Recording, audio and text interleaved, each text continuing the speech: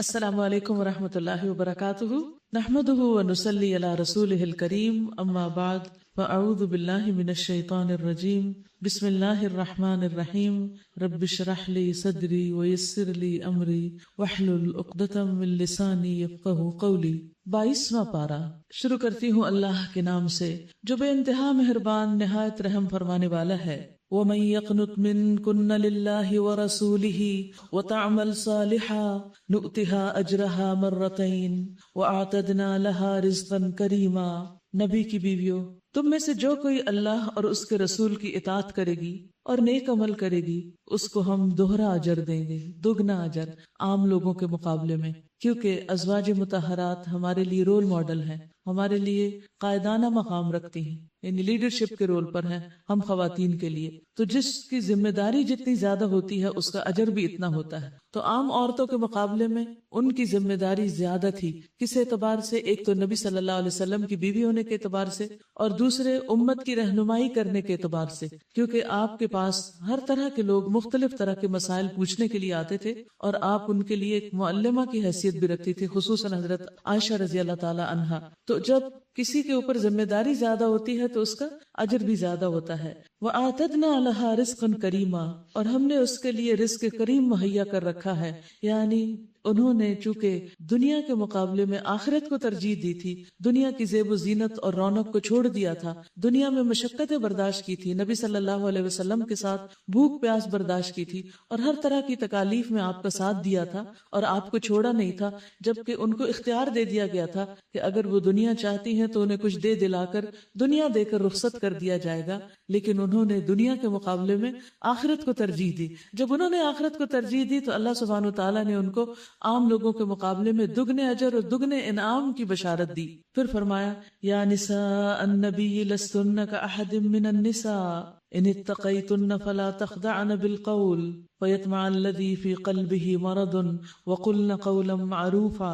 نبی کی بیویوں، تم عام عورتوں کی طرح نہیں ہو، اگر تم اللہ سے ڈرنے والی ہو تو دبی زبان سے بات نہ کیا کرو، یعنی ان کا انٹریکشن مردوں کے ساتھ زیادہ ہوتا تھا کیونکہ آپ کے گھر میں بھی آنا جانا لوگوں کا لگا رہتا تھا، تو اس لیے ازواج مطہرات کو محتاط کر دیا گیا کہ جب آپ مردوں سے بات کریں تو محتاط انداز میں بات کریں کہ دل کی خرابی کا مبتلا، یعنی جس کے دل میں پہلے ہی کوئی فتنہ ہے کہیں وہ کسی لالچ میں نہ پڑ لے، تم سے کوئی توقع نہ رکھ بیٹھے، بلکہ صاف سیدھی بات کیا کرو، یعنی قاعدے کی بات، نیکی کی بات، ضرورت کی بات، جچے تلے الفاظ میں بات، بس اتنی بات جتنی بات کی ضرورت ہے۔ وَقَرْنَ فِي بُيُوتِكُنَّ وَلَا تَبَرَّجْنَ تَبَرُّجَ الْجَاهِلِيَّةِ الْأُولَى، اور اپنے گھروں میں ٹک کر رہو اور سابق دور جاہلیت کی سی سج دھج نہ دکھاتی پھرو۔ حقیقت یہ ہے کہ صرف ازواج مطہرات نہیں بلکہ ہم خواتین کا اصل مقام گھر ہے، کیونکہ اللہ تعالیٰ نے عورتوں کو جو ذمہ داریاں عطا کی ہیں، یعنی بچوں کی پیدائش اور گھر کی دیکھ بھال، وہ گھر میں رہ کر ہی زیادہ بہتر طور پر کی جا سکتی ہے۔ اس لیے عورت کا گھر میں رہنا اور گھر میں رہتے ہوئے اللہ تعالیٰ کی عبادت کرنا، اپنی ذمہ داریوں کو پورا کرنا زیادہ اجر و ثواب کا باعث ہے۔ اور اس کا یہ مطلب نہیں کہ وہ گھر سے بالکل نکل نہیں سکتی یا گھر کو اس کے لیے جیل خانہ بنا دیا جائے، یا یہ کہ گھر سے نکلنا اس کے لیے کوئی جرم ہے، نکل سکتی ہے، لیکن اس کے نکلنے کے لیے پھر کچھ اصول قاعدے بنا دیے گئے، اور وہ کیا ہے کہ جب وہ نکلے تو اپنی زیب و زینت کو چھپا کر نکلے۔ وَلَا تَبَرَّجْنَ تَبَرُّجَ الْجَاهِلِيَّةِ الْأُولَى، اور سابق دور جاہلیت کی سی سج دھج نہ دکھاتی پھرو، یعنی تبرج کا مطلب ہوتا ہے ابھر کر، کھل کر، نمایاں ہو کر سامنے آنا، یعنی پورے زیب و زینت کے ساتھ اور اپنی شخصیت کو نمایاں کر کے، تو اس سے منع کیا گیا ہے، کیونکہ تبرج کا لفظ برج سے ہے۔ برج آپ دیکھیں کہ عام عمارتوں کے مقابلے میں بڑا ہوتا ہے، یعنی جتنے بھی برج ہیں، مثلا مشہور برج یا ٹاورز جو ہوتے ہیں وہ کسی بھی شہر کے اندر نمایاں نظر آتے ہیں۔ کہا جب تم باہر نکلو تو ایسا نہیں کہ تم سارے بازار کے مقابلے میں نمایاں خاتون نظر آ رہی ہو، کہ تمہارے بال اور کپڑے اور زیب و زینت یعنی میک اپ اور جوتا اور ہر چیز جو ہے وہ پورے بازار کو تمہاری طرف متوجہ کر رہا ہو، ایسا نہیں ہونا چاہیے۔ یعنی نکلو تو وہ سنجیدگی کے ساتھ، خاموشی کے ساتھ اور اپنا کام کر کے واپس آ جاؤ۔ تبرج کا ایک معنی ناز و انداز کے ساتھ لچکے کھاتے اور اٹھلاتے ہوئے چلنا بھی ہے، جیسے کیٹ واک وغیرہ ہے یا اس طرح کے شوز ہیں، اس میں اپنے آپ کو پیش کرنا اور ایسے کام کرنا، یہ بھی ناپسندیدہ چیزوں میں سے ہے۔ عورت کے لیے دھیمی چال چلنا، دھیمے انداز میں اٹھنا بیٹھنا، دھیمے انداز میں سب کچھ کرنا زیادہ پسندیدہ ہے۔ وَلَا تَبَرَّجْنَ تَبَرُّجَ الْجَاهِلِيَّةِ الْأُولَى، اور خاص طور پر جاہلیت اولا کے تبرج سے روکا گیا ہے۔ جاہلیت اولا سے مراد وہ زمانہ جو اسلام سے پہلے کا تھا، جس میں عورت کے اوپر کسی قسم کی کوئی پابندی نہ تھی اور وہ ہر طرح کی زیب و زینت اور نمائش کے ساتھ بازاروں میں نکل جاتی تھی۔ یاد رکھیے کہ کسی بھی مسلمان عورت کا تبرج کرنا اللہ تعالیٰ کو ناپسند ہے۔ نبی صلی اللہ علیہ وسلم نے فرمایا، 3 آدمیوں کی ہلاکت کے متعلق کچھ نہ پوچھو۔ ایک وہ عورت جس کا شوہر موجود نہ ہو اور وہ اس کی تمام دنیاوی ضروریات میں اس کی کفایت کرتا ہو، یعنی مثلاً دوسرے ملک گیا ہوا ہے کچھ کمائی کرنے کے لیے، جاب کے سلسلے میں، کسی ڈیوٹی کے سلسلے میں، اور وہ پیچھے اکیلی ہے اپنے بچوں کے ساتھ، وہ اس کے پیچھے اپنی زیب و زینت کا اظہار کرتی پھرے، یعنی وہ دوسرے مردوں کے سامنے اپنی خوبصورتی کو عیاں کرے۔ اور یاد رکھیے کہ تبرج کرنے والیاں کم ہی جنت میں جا سکیں گی، اور یہ بہت ہی ڈرانے والی چیز ہے۔ عورت کا امتحان مختلف ہے مرد کے امتحان سے، اور عورت کا امتحان اس کے حیا اور پردے کے حوالے سے بھی ہے۔ عمارہ بن خزیمہ کہتے ہیں کہ ایک مرتبہ ہم لوگ حج یا عمرہ کے سفر میں حضرت عمرو بن العاص کے ساتھ تھے، یہاں تک کہ جب ہم مر الزہران نامی جگہ پر پہنچے تو دیکھا کہ ایک عورت اپنے ہودج میں بیٹھی ہوئی تھی، اس نے اپنا ہاتھ ہودج پر رکھا ہوا تھا، یعنی باہر نکال کے رکھا ہوا تھا۔ عمرو بن العاص راستے سے ہٹ گئے، اس طرف سے انہوں نے راستہ کاٹ لیا اور ایک گھاٹی میں داخل ہو گئے، ہم بھی ان کے ساتھ داخل ہو گئے۔ وہ کہنے لگے کہ ایک مرتبہ ہم لوگ اسی جگہ پر رسول اللہ صلی اللہ علیہ وسلم کے ساتھ تھے کہ ہم نے چند کبے دیکھے جن میں ایک سفید کبا بھی تھا جس کی چونچ اور دونوں پاؤں سرخ رنگ کے تھے۔ تو رسول اللہ صلی اللہ علیہ وسلم نے فرمایا، جنت میں صرف وہی عورتیں داخل ہو سکیں گی جو کبوں کی اس جماعت میں اس کبے کی طرح ہوں گی، یعنی جنت میں جانے والی عورتوں کی تعداد کم ہوگی۔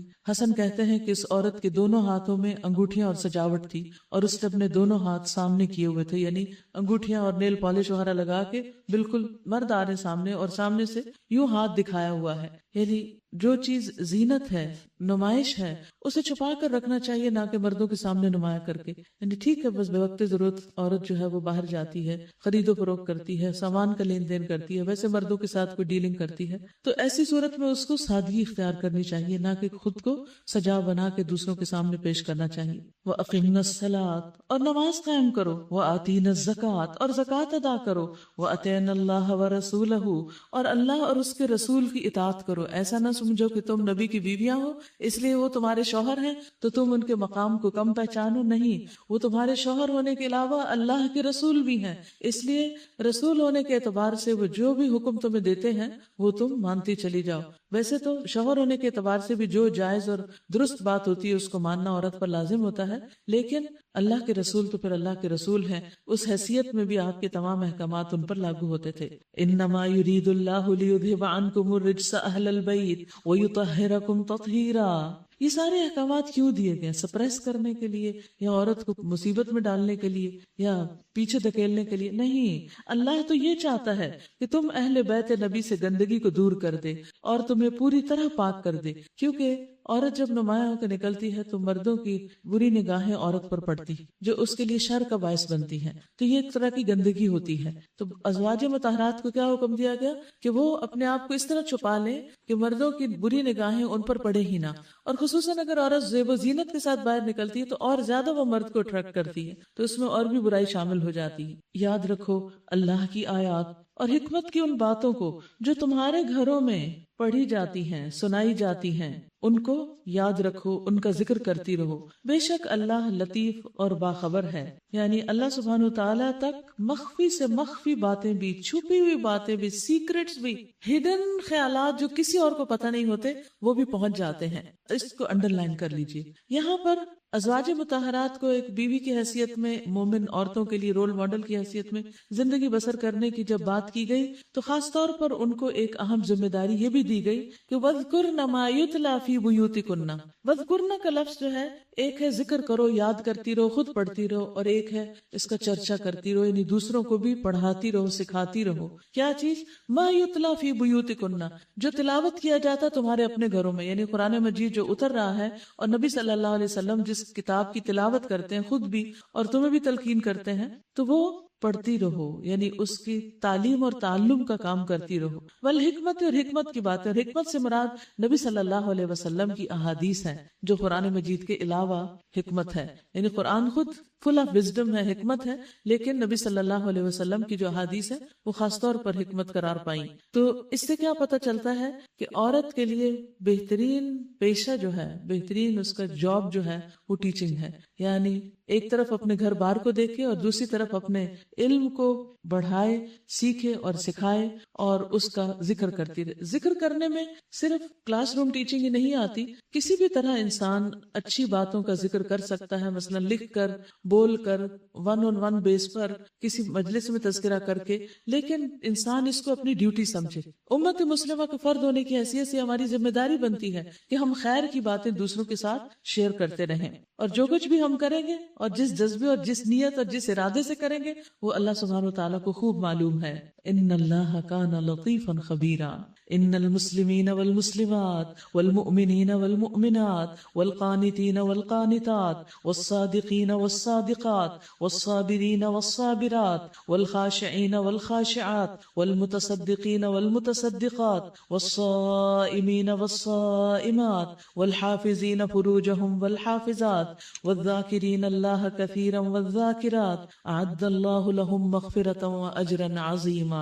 بالیقین جو مرد اور جو عورتیں مسلم ہیں، مومن ہیں، مطیع فرما ہیں، راست باز ہیں، صابر ہیں، اللہ کے آگے جھکنے والے ہیں، صدقہ دینے والے ہیں، روزہ رکھنے والے ہیں، اپنی شرمگاہوں کی حفاظت کرنے والے ہیں، اور اللہ کو کثرت سے یاد کرنے والے ہیں، اللہ نے ان کے لیے مغفرت اور بڑا اجر مہیا کیا ہے. یہ مسلم معاشرے کی نمایاں خوبیاں بتا دی گئی ہیں کہ مسلمان مرد اور عورتیں کیسے ہوتے ہیں. ان کے اندر ایمان ہوتا ہے، ان کے ظاہر میں اسلام ہوتا ہے، یعنی مکمل طور پر اللہ تعالیٰ کی فرما برداری کر رہے ہوتے ہیں. ان کے اطاعت مسلسل ہوتی ہے، قنوت کہتے ہیں دوام اطاعت کو، یعنی وہ صرف اطاعت نہیں کرتے بلکہ مسلسل اطاعت کرتے ہیں اللہ کی، اور جھکے ہوئے ہوتے ہیں. اور پھر راست باز ہیں، سچے ہیں، مرد بھی سچے ہیں، عورتیں بھی سچی ہیں، سچائی ان کی زندگی کا حصہ ہے. پھر صبر کرنے والے ہیں، عورتیں بھی اور مرد بھی. پھر خشوع کرنے والے، یعنی نمازوں کے اندر اللہ کے آگے جھکنے والے اور اللہ تعالیٰ کو یاد کرنے والے. اور پھر صدقہ دینے والے مرد اور عورتیں، اور خصوصاً عورتوں کو تو صدقہ کرنے کا زیادہ حکم دیا گیا کیونکہ وہ لان تان زیادہ کرتی ہیں اور شوہروں کی ناشکری ہوتی ہے. اور پھر روزہ رکھنے والے مرد اور عورتیں، اور اپنی شرمگاہوں کی حفاظت رکھنے والے مرد اور عورتیں. اسی معاشرے کے اندر اگر ایسے کردار پائے جائیں تو معاشرہ کتنا خوبصورت ہو جائے کہ جس میں سب باحیا ہوں، اللہ سبحانہ وتعالیٰ کی عبادت کرنے والے ہوں اور اللہ کے آگے جھکنے والے ہوں. پھر یہی لوگ جنتوں کے مستحق ہیں. اور پھر خاص طور پر یہاں والذاکرین اللہ کثیرا والذاکرات آیا ہے، کثرت سے اللہ کا ذکر کرنے والے مرد اور عورتیں، یعنی اللہ کے ذکر کی حد کر دینی چاہیے. نبی صلی اللہ علیہ وسلم نے فرمایا مفردون سبقت لے گئے. صحابہ نے پوچھا اے اللہ کے رسول صلی اللہ علیہ وسلم مفردون کون ہیں؟ آپ نے فرمایا اللہ کا بہت زیادہ ذکر کرنے والے مرد اور اللہ کا بہت ذکر کرنے والی عورتیں، یہ سب سے آگے نکل جائیں گے. یعنی انسان کے پاس جتنے بھی اچھے اچھے کام ہیں وہ ان میں اگر ساتھ ذکر شامل ہو جائے تو اس کو خوبصورت بنا دیتا ہے اور انسان کے درجے کو آگے بڑھاتا ہے. ایک مرتبہ آپ سے پوچھا گیا کہ سب سے نماز اچھی کس کی ہے؟ آپ نے فرمایا جس میں زیادہ اللہ کا ذکر کرے. سب سے اچھا روزہ کس کا ہے؟ جو اس میں سب سے زیادہ اللہ کا ذکر کرے. سب سے اچھا حج کس کا ہے؟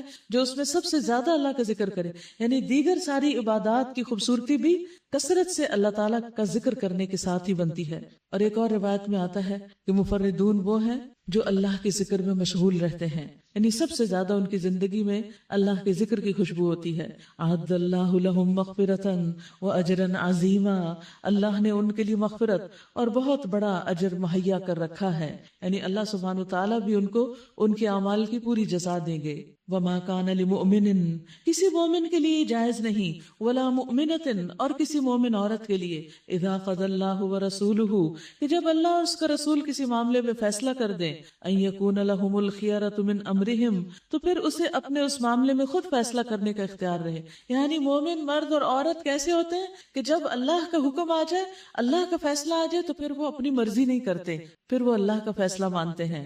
وَمَن يَعْصِ اللَّهَ وَرَسُولَهُ فَقَدْ ضَلَّ ضَلَالًا مُبِينًا، اور جو کوئی اللہ اور اس کے رسول کی نافرمانی کرے تو وہ صریح گمراہی میں پڑ گیا، اور جو صریح گمراہی میں پڑ گیا اس نے راستہ جنت کا پھر کھو دیا. اے نبی صلی اللہ علیہ وسلم، یاد کیجئے وہ موقع جب تم اس شخص سے کہہ رہے تھے، اشارہ ہے حضرت زید بن حارثہ کی طرف جو آپ کے غلام تھے، جن کو آپ نے آزاد کر کے اپنا منہ بولا بیٹا بنا رکھا تھا، جس پر اللہ نے اور تم نے احسان کیا تھا. یعنی اللہ تعالیٰ اور نبی صلی اللہ علیہ وسلم کا احسان کیا تھا کہ انہیں اسلام کی ہدایت ملی، آپ جیسے مشفق انسان کا ساتھ ملا، محبت کرنے والے آقا ملے، اور اللہ سبحانہ وتعالیٰ نے ان کو اپنے نبی کی خدمت کے لیے چن لیا. بہت ہی بہترین انسان تھے. نبی صلی اللہ علیہ وسلم نے اپنی پھوپھی امیمہ بن عبد المطلب کی بیٹی حضرت زینب کی شادی ان کے ساتھ کر دی، لیکن دونوں کے درمیان نبھا نہ ہو سکا کیونکہ دونوں کے مزاج میں فرق تھا. حضرت زید چونکہ غلام رہ چکے تھے اور حضرت زینب جو تھی وہ قریش کے بڑے خاندان سے تعلق رکھتی تھی، تو ذہنی طور پر ایک غلام کو قبول نہ کر سکی کیونکہ اس معاشرے میں ایسا ہوتا نہیں تھا کبھی. تو بہرحال اس شادی میں بھی ایک حکمت تھی اور پھر اس طلاق میں بھی ایک حکمت تھی، اور اس کے بعد ان کی شادی یعنی حضرت زینب کی نبی صلی اللہ علیہ وسلم سے ہونی تھی. اللہ سبحانہ وتعالیٰ آپ کو خبر دے چکے تھے اور آپ اس سے بہت ڈر رہے تھے کہ لوگ کیا کہیں گے کہ اپنی بہو سے شادی کر لی ہے. تو آپ اس وقت کیا کہہ رہے تھے؟ اپنی بیوی کو نہ چھوڑو اور اللہ سے ڈرو، یعنی نہ چھوڑو کیونکہ وہ نہیں طلاق دیں گے تو پھر آپ کو شادی نہیں کرنی پڑے گی. اس وقت تم اپنے دل میں وہ بات چھپائے ہوئے تھے جسے اللہ کھولنا چاہتا تھا. تم لوگوں سے ڈر رہے تھے، حالانکہ اللہ اس کا زیادہ حقدار ہے کہ تم اس سے ڈرو. پھر جب زید اس سے اپنی حاجت پوری کر چکا، یعنی اس کے بعد معاملہ ختم ہو گیا، تو ہم نے اس متعلقہ خاتون کا تم سے نکاح کر دیا. یہ نکاح اللہ تعالیٰ نے آسمانوں پر کیا تھا اور دنیاوی کسی گواہ اور کسی ولی وغیرہ کی کوئی ضرورت نہیں تھی. اور جب یہ نکاح ہوا اور یہ آیات اتری تو نبی صلی اللہ علیہ وسلم ڈائریکٹ حضرت زینب کے پاس پہنچ گئے تاکہ مومنوں پر اپنے منہ بولے بیٹوں کی بیویوں کے معاملے میں کوئی تنگی نہ رہے جبکہ وہ ان سے اپنی حاجت پوری کر چکے ہوں. یعنی مسئلہ یہ ہے کہ حقیقی بیٹا یعنی جو سگا بیٹا ہوتا ہے اس کی جو بیوی ہوتی ہے، اگر اس کو بیٹا طلاق بھی دے دے پھر بھی اس سے شادی نہیں کر سکتا اس کا سسر، یعنی سسر اپنی بہو سے کسی حال میں بھی شادی نہیں کر سکتا. ہاں اگر بیٹا اپنا نہیں ہے، منہ بولا ہے، تو دور جاہلیت میں اس کو بھی اصل بیٹے کی طرح سمجھا جاتا تھا اور اس کی بیوی کو بھی حرام قرار دیا گیا، جبکہ اللہ سبحانہ تعالیٰ خود ساختہ حرمت کے اس قانون کو توڑنا چاہتا تھا. تو اللہ سبحانہ تعالیٰ نے حکم دیا کہ اس معاملے میں جاہلیت کے قانون کی پابندی نہیں کرنا ہوگی اور اسلام کے طریقے کو اپنانا ہوگا تاکہ ان کی بیویوں کے معاملے میں کوئی تنگی نہ رہے جبکہ وہ ان سے اپنی حاجت پوری کر چکے ہوں. اللہ تعالیٰ دین کو مکمل کر رہا تھا، آخری شریعت بھیج رہا تھا، تو اس میں دور جاہلیت کے سارے غلط رسم و رواج اور طور طریقوں کو ختم کرنا مقصود تھا. اور ایسی معاشرتی رسمیں جو ہیں ان کو توڑنا آسان نہیں ہوتا، یہ صرف واز سے یا لیکچر سے ختم نہیں ہوتی. یعنی آپ لوگوں کو 100 دفعہ بتاؤ کہ شادی میں سادگی اختیار کرے یا رشتے میں کیا دیکھیں اور کیا نہ دیکھیں تو ان کو باتیں سمجھ نہیں آتی. جب وہ عملی زندگی میں قدم رکھتے تو وہی کرتے ہیں جو ان کے خاندان کر رہے ہوتے ہیں اور اس سے 1 انچ پیچھے نہیں ہٹتے، چاہے اس میں اللہ اور اس کے رسول صلی اللہ علیہ وسلم کی نافرمانی ہو. تو ایسی چیزوں کو عملی مثالوں کے ذریعے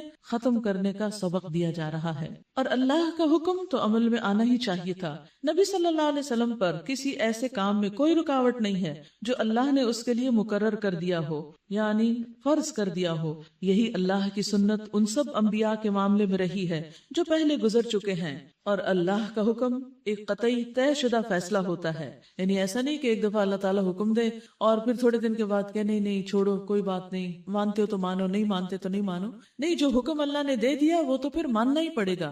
یہ اللہ کی سنت ہے ان لوگوں کے لیے جو اللہ کے پیغامات پہنچاتے ہیں اور اسی سے ڈرتے ہیں اور ایک اللہ کے سوا کسی سے نہیں ڈرتے، اور محاسبے کے لیے بس اللہ ہی کافی ہے. دین کے داعی کو ان تمام حقائق کو کھول کے بیان کرنا ہوتا ہے اور بعض اوقات اپنی عملی زندگی میں ان کو عملی مثال کے ذریعے قائم کر کے دکھانا ہوتا ہے جس کی معاشرے میں کوئی پذیرائی نہیں ہوتی، جس کی معاشرہ بہت مخالفت کرتا ہے. اور یہ معاملہ، یہ موقع بہت نازک ہوتا ہے اور ایسے میں انسان بہت ڈر رہا ہوتا ہے کہ اگر لوگوں کی پسند کے خلاف کوئی بات کر دی تو وہ سارے دشمن بن جائیں گے. تو ایسی صورت میں پھر کیا کرے؟ بہتر ہے بتائے نہ، ڈر کے چپ ہو جائے. تو ایسی صورت میں انسان کو اللہ کی سب باتیں کھلم کھلا لوگوں تک پہنچا دینی چاہیے، خواہ اس کے بعد مخالفت ہی کیوں نہ سامنے آئے، اور اس مخالفت کو صبر کے ساتھ برداشت کرنا چاہیے کیونکہ اصل ڈر تو اللہ کا ہے، اصل حساب تو اللہ نے لینا ہے. بندے کتنا حساب لے سکتے ہیں؟ آپ بندے آپ کا حساب نہیں لے سکتے. وہ زیادہ زیادہ آپ پر چند سچے جھوٹے الزامات لگا دیں گے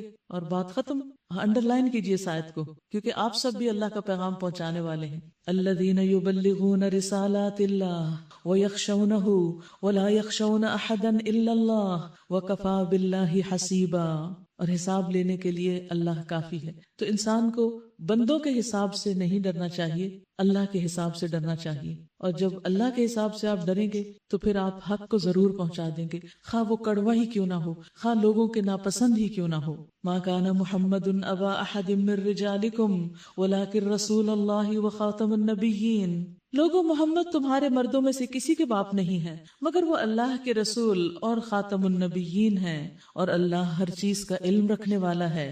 رسول اللہ صلی اللہ علیہ وسلم کے بعد اب نہ کسی رسول کو آنا ہے نہ کسی نبی کو آنا ہے. اس بارے میں قرآن مجید واضح طور پر ہمیں بتاتا ہے. تو انسان کو کسی سے بھی دھوکہ نہیں کھانا چاہیے، خواہ کوئی کتنی ہی تعویلیں کر کے اپنے آپ کو رسول یا نبی بتائے، کیونکہ یہاں پر اللہ تعالیٰ نے سچ کو بالکل واضح کر دیا ہے.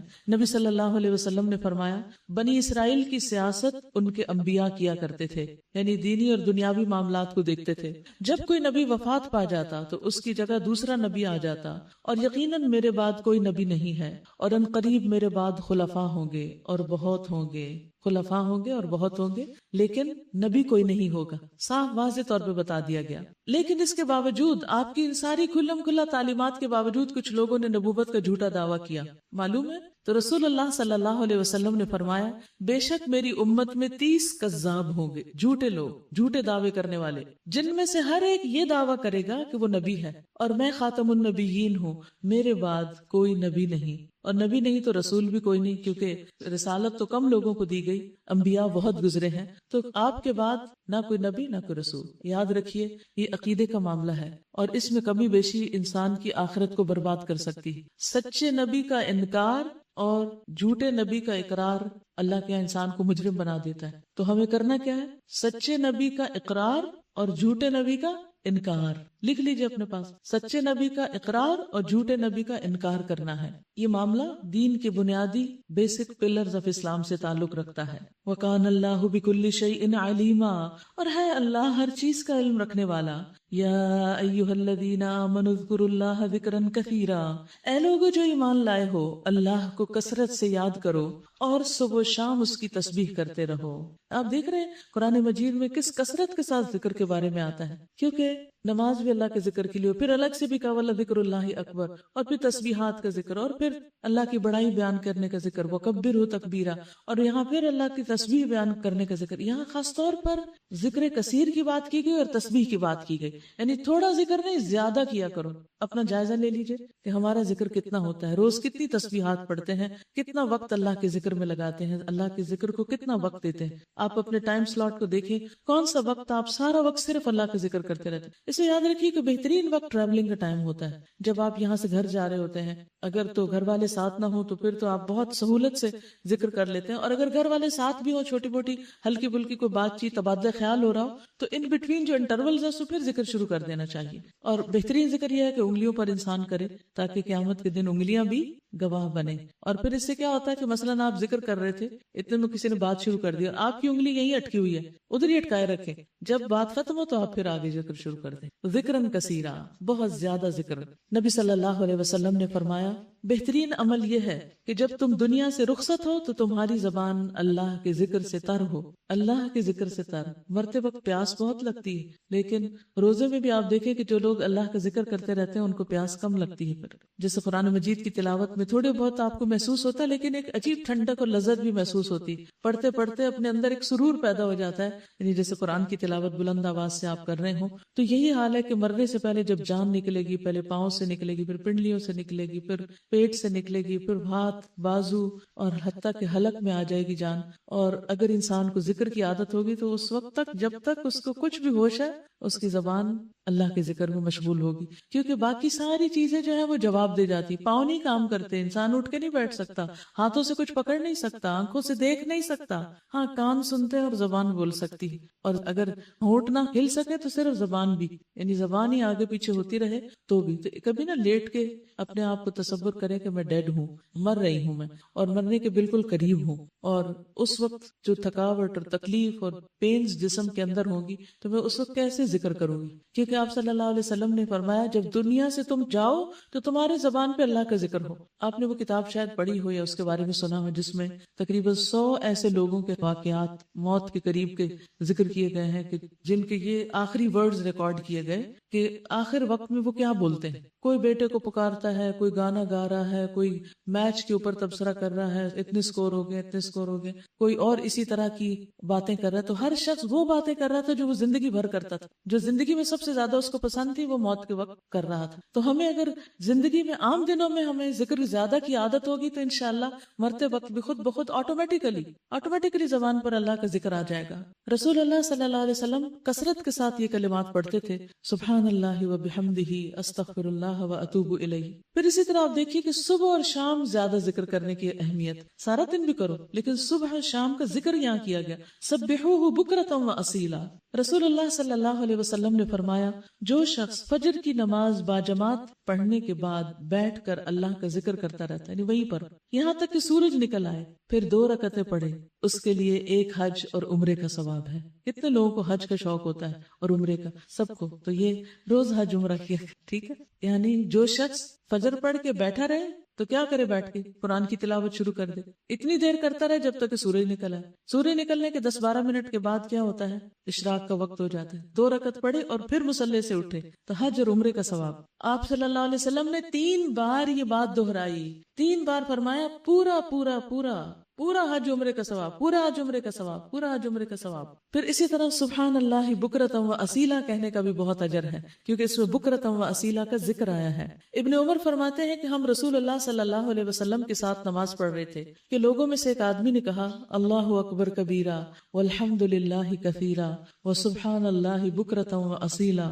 رسول اللہ صلی اللہ علیہ وسلم نے فرمایا اس طرح کے کلمات کہنے والا کون ہے، یعنی کس کے منہ سے یہ الفاظ نکلے ہیں؟ تو ایک آدمی نے عرض کیا کہ اللہ کے رسول صلی اللہ علیہ وسلم وہ میں ہوں۔ آپ نے فرمایا مجھے تعجب ہوا اس لیے کہ آسمان کے دروازے کھولے گئے، اس ذکر کے لیے آسمان کے دروازے کھولے گئے۔ ابن عمر کہتے ہیں میں نے پھر اس کے بعد کبھی ان کلمات کو چھوڑا ہی نہیں۔ تو آپ کیا کر سکتے ہیں، اللہ اکبر کر کے اللہ اکبر کبیرہ والحمد للہ کثیرہ وسبحان اللہ بکرۃ و اصیلا، اس سے نماز کا آغاز کریں۔ تو آپ دیکھیں ایک دم آپ اچھا بھی فیل کرنا شروع کر دیں گے، آپ کے اندر لگنے لگے گا جیسے کوئی انرجی آ گئی ہے اور کچھ مشکل نہیں۔ اللہ اکبر تو پہلے سے آتا ہے، صرف کبیرہ کا ذکر کرنا ہے، والحمد للہ تو پہلے سے آتا ہے، کثیرہ ذکر کر دینا، اور سبحان اللہ پہلے سے آتا ہے، بکرۃ و اصیلا یاد ہو گیا، بس کچھ مشکل نہیں۔ هو الذی یصلی علیکم وملائکتہ لیخرجکم من الظلمات الی النور، وہی ہے جو تم پر رحمت فرماتا ہے اور اس کے ملائکہ تمہارے لیے دعائیں رحمت کرتے ہیں تاکہ وہ تمہیں تاریکیوں سے روشنی میں نکال لائے۔ وہ مومنوں پر بہت مہربان ہے،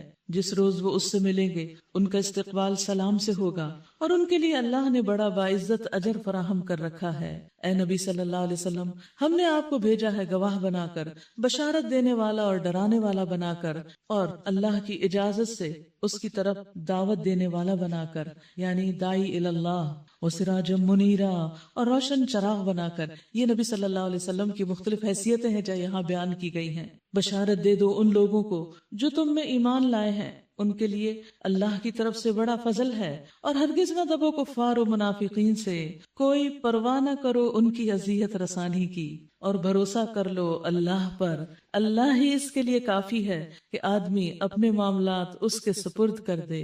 سبحان اللہ۔ نبی صلی اللہ علیہ وسلم اور اس کے بعد بھی امت میں جو لوگ حق کی طرف بلاتے ہیں، لوگوں کو خیر کا پیغام دیتے ہیں، لازماً لوگ ان کی مخالفت کرتے ہیں اور ان کے ساتھ تکلیف دہ معاملات بھی کرتے ہیں، لیکن ایسے میں انسان حق بات کہنا نہ چھوڑے، حق پہنچانا نہ چھوڑے۔ وَلَا تُطِعِ الْكَافِرِينَ وَالْمُنَافِقِينَ، کافرین وہ ہیں جو کھلم کھلا اللہ رسول کا انکار کرتے ہیں، اور منافقین کون ہیں؟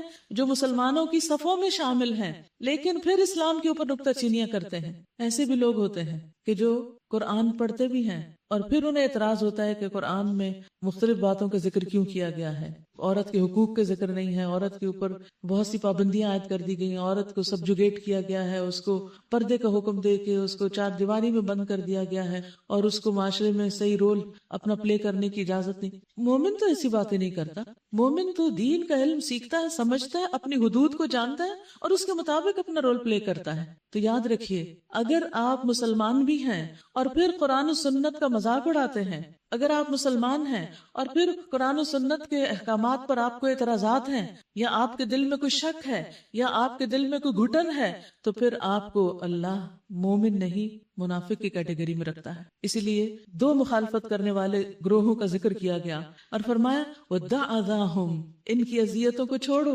اگنور کر دو، یہ جو باتیں کرتے ہیں انہیں کرنے دو، وَتَوَكَّلْ عَلَى اللَّهِ، اور توکل کیجیے اللہ پر، وَكَفَى بِاللَّهِ وَكِيلًا، اور کافی ہے اللہ کارساز۔ یا ایھا الذین آمنوا اذا نکحتم المؤمنات ثم طلقتموهن من قبل ان تمسوهن فما لكم عليهن من عدة تعتدونها فمتعوهن وسرحوهن سراحا جمیلا۔ اے لوگو جو ایمان لائے ہو، جب تم مومن عورتوں سے نکاح کرو اور پھر انہیں ہاتھ لگانے سے پہلے طلاق دے دو تو تمہاری طرف سے ان پر کوئی عدت لازم نہیں جس کے پورے ہونے کا تم مطالبہ کر سکو۔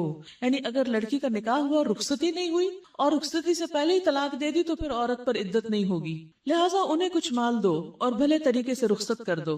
آپ دیکھ رہے ہیں کہ کمبینیشن سورۃ الاحزاب کا، کہ ایک طرف جنگ کی باتیں ہیں، دوسری طرف معاشرتی احکامات ہیں، نکاح اور طلاق کی باتیں ہیں، شادیوں کی باتیں ہیں، گویا دین اور دنیا سب کچھ ساتھ ساتھ چل رہا ہے، بیچ میں ذکر کثیر کی باتیں ہیں۔ ہم کیا سمجھتے ہیں کہ دین پہ عمل کب ہوگا؟ جب ہم سب کچھ چھوڑ کے گوشے میں بیٹھ جائیں گے وہ ہمارا دین ہے، پھر وہاں سے نکل کے سب ادھر ہی چھوڑ کے بند کر کے لاک کر کے اس کو دنیا میں نکل آئیں گے اور اس میں سراسر اپنی مرضی کریں گے۔ نہیں، یہ دین نہیں ہے۔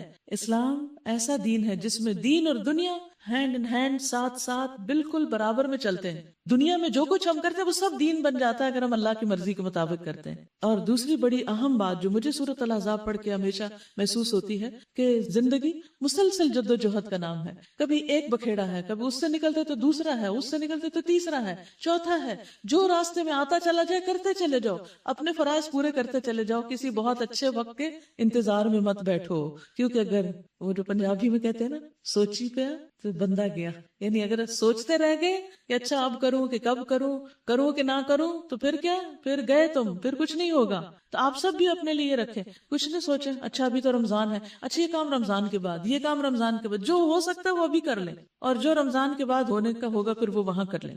ظاہر ہے کہ اب اس مہینے میں آپ پارٹی تو نہیں دن کے 2 بجے رکھ سکتے، تو اس میں یہ ہے کہ کچھ کام تو واقعی رمضان کے بعد کرنے کے ہوتے ہیں، لیکن کچھ تو رمضان کے اندر ہی کرنے ہیں۔ اور پھر آپ دیکھیے کہ جنگ بدر جو ہے وہ رمضان کے اندر ہوئی، نہیں جس وقت جب کال آ جائے، جب آپ آن ڈیوٹی ہوں، جو بھی سامنے آئے، جس طرح کی بھی ذمہ داری آئے اس کو کرتے چلے جائیں۔ اے نبی صلی اللہ علیہ وسلم، ہم نے تمہارے لیے حلال کر دی تمہاری وہ بیویاں جن کے تم نے مہر ادا کیے ہیں۔ یہاں پر نبی صلی اللہ علیہ وسلم کی زیادہ شادیوں کا ذکر ہے، کیونکہ نان مسلم اس کو بہت بڑا ایشو بنا لیتے ہیں اور ان کے جھوٹے پروپیگنڈے سے متاثر ہو کے خود مسلمان بھی نبی صلی اللہ علیہ وسلم کی ذات کے بارے میں شک کرنے لگتے ہیں اور بددل ہونے لگتے ہیں۔ اچھا یہ تھے ہمارے نبی، اتنی شادیاں کر لی، پھر تو بہت خواتین کی زندگی مشکل ہوگی۔ اللہ، وہ سب تو اپنے گھروں میں خوش تھی، انہیں تو یہ بہت بڑی سعادت ملی تھی کہ وہ نبی کی بیویاں ہوں۔ اور دوسرے یہ کہ اس کے پیچھے حکمت کیا تھی، جیسے نبی کی بیویوں کو کہا گیا تم عام عورتوں کی طرح نہیں، اسی طرح خود نبی صلی اللہ علیہ وسلم بھی عام مردوں کی طرح نہیں ہیں، عام مردوں سے ہٹ کے ان کے لیے قاعدے ہیں،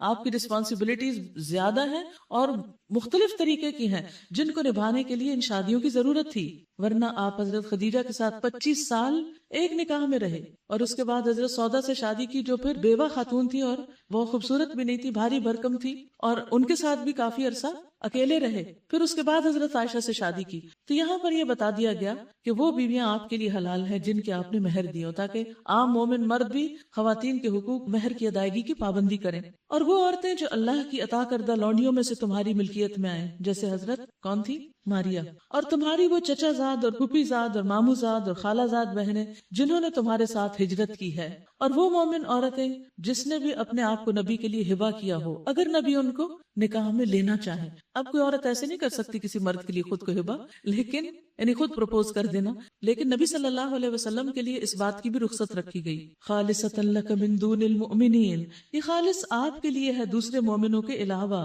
اس میں ہم دیکھتے ہیں کہ حضرت سودا سے آپ نے نکاح کیا تھا تاکہ حضرت خدیجہ کی وفات کے بعد آپ کے بچوں کی دیکھ بھال کر سکے، اور آپ کی بیٹیاں ہی تھی اور ان کی دیکھ بھال کے لیے ایک بڑی عمر کی خاتون زیادہ مناسب تھی۔ پھر حضرت عائشہ سے نکاح ہوا، ان کو بھی نبی صلی اللہ علیہ وسلم کو خواب میں دکھایا گیا، ریشم میں لپٹا ہوا، تو آپ نے سوچا کہ اگر اللہ کو یہ منظور ہے تو ایسا ہو جائے گا، اور آپ سے بھی دین کی خدمت لینی تھی۔ نبی صلی اللہ علیہ وسلم کی وفات کے بعد 48 ایئرز تک حضرت عائشہ دین کی تعلیم دیتی رہی اور امت کی رہنمائی کرتی رہی۔ اگر وہ اس ینگ ایج میں نہ سیکھتی اور بڑی عمر کی خاتون ہوتی تو بڑی عمر کی خواتین تو پہلے رخصت ہو چکی تھی یا موجود بھی تھی، تو اس طریقے سے وہ کام نہیں کر سکتی تھی۔ پھر اس کے بعد ہم دیکھتے ہیں کہ حضرت ام سلمہ سے آپ نے نکاح کیا ہے 4 ہجری میں، اور ام سلمہ جو ہیں ان کے بھی فتاوی کی تعداد اتنی ہے کہ ابن القیم کہتے ہیں وہ پوری ایک کتاب بن سکتی ہے۔ وہ بھی بہت پڑھی لکھی اور انتہائی سمجھدار خاتون تھی۔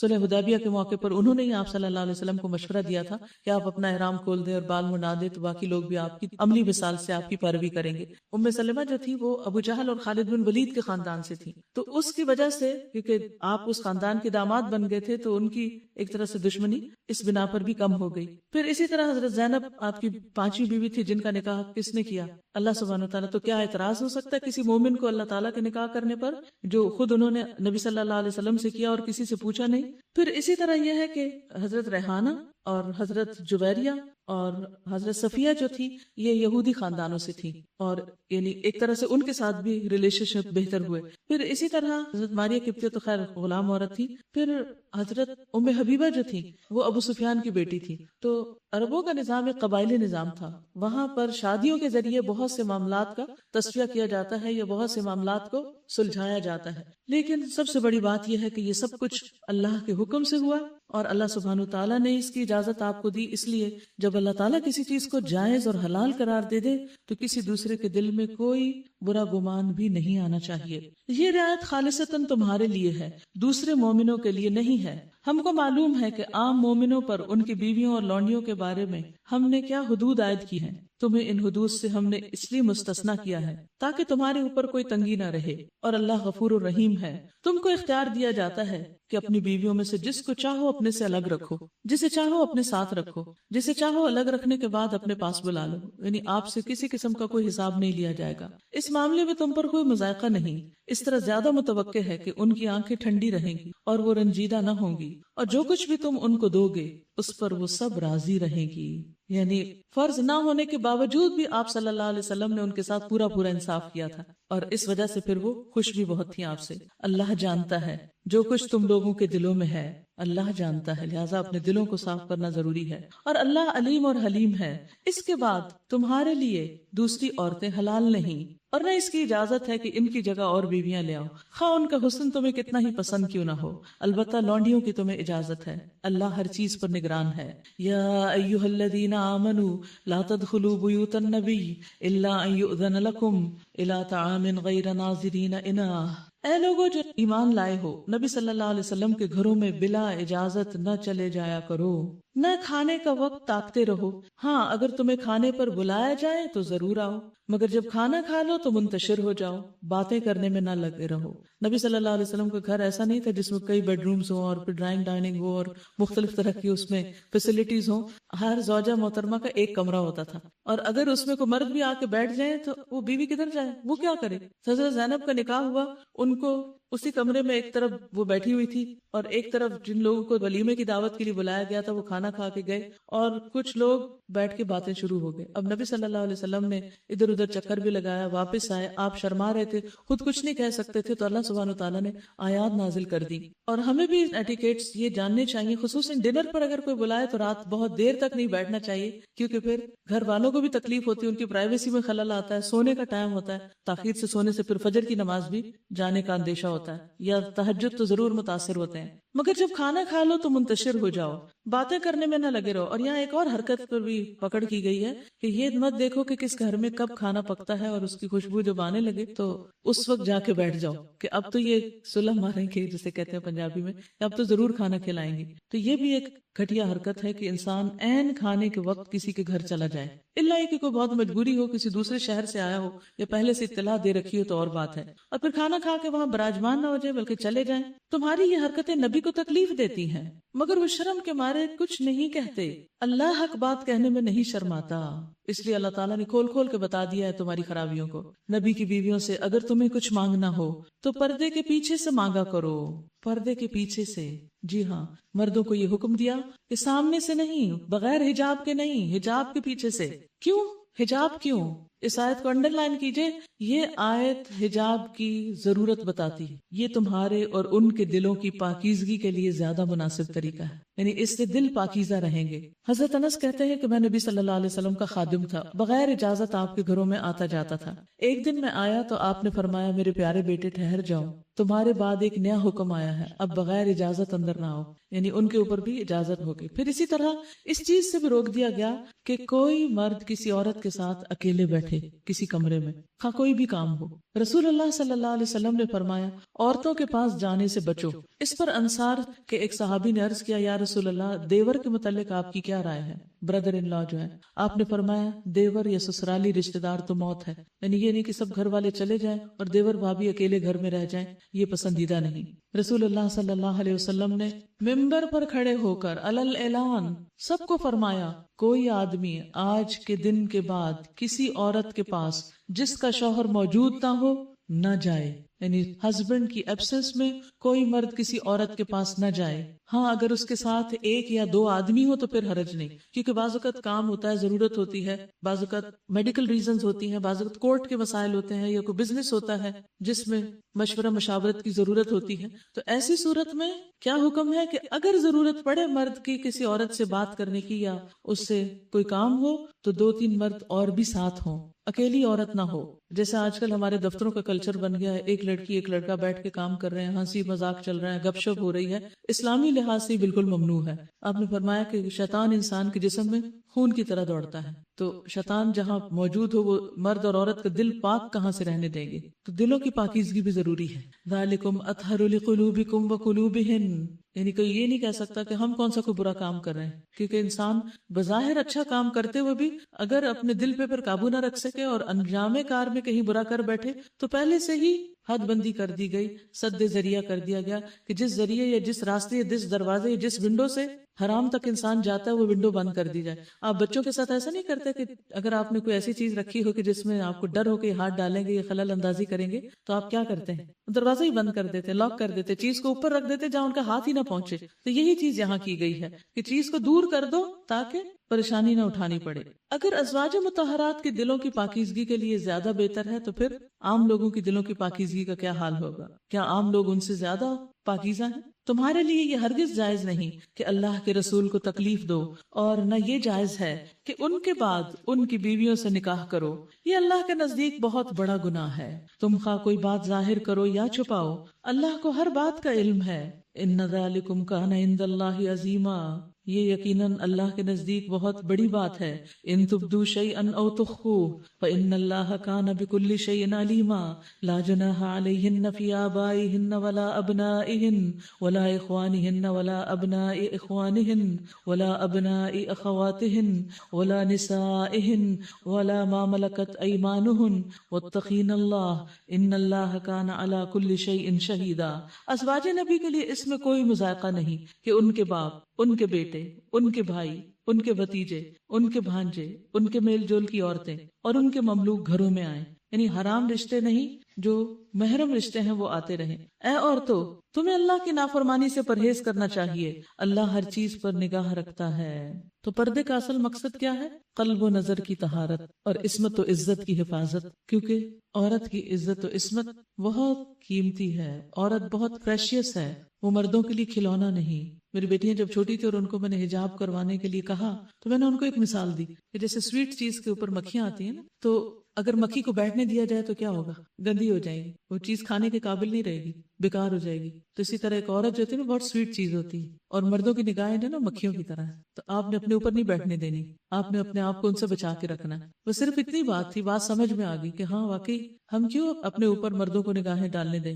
تو پردہ کرنا بھی آسان اور اس کا مقصد اور طہارت جو قلب و نظر کی اور ویسے بھی عزت و آبرو اور عصمت کی حفاظت وہ بھی اس میں موجود۔ تو کسی بھی طرح سے آپ اگر یہ سمجھے کہ اللہ تعالیٰ ہمارے لیے ہماری ماؤں سے بڑھ کر ہم سے محبت کرنے والا ہے، تو وہ احکامات ہمیں کیوں دے رہا ہے؟ وہ ہمیں پروٹیکٹ کرنا چاہتا ہے۔ حجاب عورت کی پروٹیکشن کے لیے ہے، عورت کی حفاظت کے لیے ہے، عورت کو بہترین مقام دینے کے لیے ہے۔ حجاب عورت کو مردوں کے ہاتھوں کھلونا بننے سے بچاتا ہے۔ ان اللہ و ملائکتہ یصلون علی النبی، اللہ اور اس کے فرشتے نبی صلی اللہ علیہ وسلم پر درود بھیجتے ہیں۔ اے لوگو جو ایمان لائے ہو، تم بھی ان پر درود و سلام بھیجو۔ نبی صلی اللہ علیہ وسلم پر جو شخص بھی درود بھیجے اس پر 10 رحمتیں نازل ہوتی، 10 گناہ معاف ہوتے ہیں، اور جو نہ بھیجے، آپ نے فرمایا جس نے میرا تذکرہ سنا اور مجھ پر درود نہیں بھیجا اس نے جنت کا راستہ گم کر دیا۔ تو جب بھی آپ کا ذکر آئے تو کیا کریں؟ دل میں یا اونچی آواز سے صلی اللہ علیہ وسلم کہیں۔ اور آپ صلی اللہ علیہ وسلم نے یہ بھی فرمایا بخیل ہے وہ جس کے سامنے میرا ذکر ہو اور وہ مجھ پر درود نہ بھیجے۔ آپ صلی اللہ علیہ وسلم نے فرمایا جبریل میرے پاس آئے اور انہوں نے مجھے خوشخبری سنائی ہے کہ اللہ عز و جل فرماتے ہیں کہ جو شخص آپ پر درود بھیجے گا میں اس پر اپنی رحمت نازل کروں گا، اور جو شخص آپ پر سلام بھیجے گا میں اسے سلامتی دوں گا۔ سبحان اللہ، یعنی آپ سلام بھیجئے اور آپ پر سلامتی آئے گی۔ اس پر میں نے اللہ کے لیے سجدہ شکر ادا کیا۔ یاد رکھیے شکر کے نوافل نہیں ہوتے، شکر کا سجدہ ہوتا ہے کہ انسان جس وقت خبر سنے فوراً اللہ کے حضور جھک جائے۔ رسول اللہ صلی اللہ علیہ وسلم نے یہ بھی فرمایا زمین میں اللہ کے کچھ فرشتے گھومتے پھرتے رہتے ہیں اور میری امت کا سلام مجھے پہنچاتے ہیں۔ تو اس سے کیا پتہ چلتا ہے کہ ہمارا سلام ڈائریکٹ نہیں آپ کو پہنچتا، آپ ڈائریکٹ نہیں سنتے ہماری بات، بلکہ فرشتے لکھ کے لے جاتے ہیں اور آپ کو بتاتے ہیں جا کر کہ کس کس نے آپ کے لیے سلام بھیجا ہے۔ تو کثرت سے پھر آپ کو سلام بھیجا جائے۔ ایک دفعہ پڑھ لیجیے درود شریف، اللہم صلی علی یا ایھا الذین آمنوا صلوا علیہ وسلموا تسلیما، اے لوگو جو ایمان لائے ہو تم بھی ان پر درود اور سلام بھیجو۔ ان الذین یؤذون اللہ ورسولہ، اور کچھ لوگ اللہ اور اس کے رسول کو اذیت دیتے ہیں، یعنی کچھ سلام بھیجتے ہیں اور کچھ اذیت دیتے ہیں۔ تو فرمایا جو لوگ اللہ اور اس کے رسول کو اذیت دیتے ہیں ان پر دنیا اور آخرت میں اللہ نے لعنت فرمائی ہے اور ان کے لیے رسوا کن عذاب مہیا کر دیا ہے۔ انڈر لائن کیجیے رسوا کن عذاب۔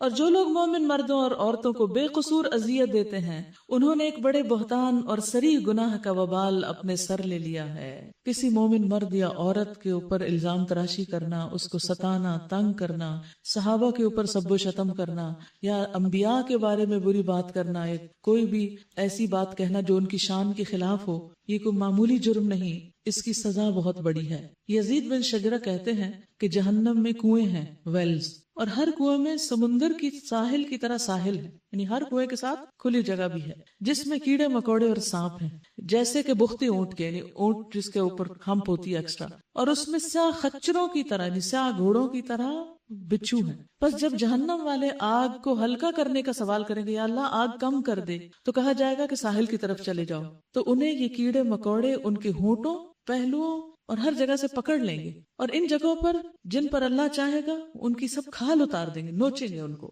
بس وہ جہنمی واپس آئیں گے، تیزی سے بڑی آگ کی طرف لپکیں گے، یعنی وہاں اتنے تنگ ہوں گے کہ واپس آنے لگیں گے۔ یہاں ان پر خارش مسلط کر دی جائے گی۔ کبھی آپ کو بھیڑ نے کاٹا ہو تو کیسی خارش ہوتی ہے، یہاں تک کہ ان میں سے کوئی ایسی جگہ کو کھجائے گا کہ ہڈی بھی نکل آئے گی، اتنا خارش کرے گا کہ ہڈیاں نکل آئیں گی۔ اس سے کہا جائے گا اے فلاں کیا تمہیں اس سے تکلیف ہو رہی ہے؟ تو وہ کہے گا ہاں۔ پھر اس کو کہا جائے گا یہ اس وجہ سے ہے کہ تو مومنوں کو تکلیف پہنچاتا تھا۔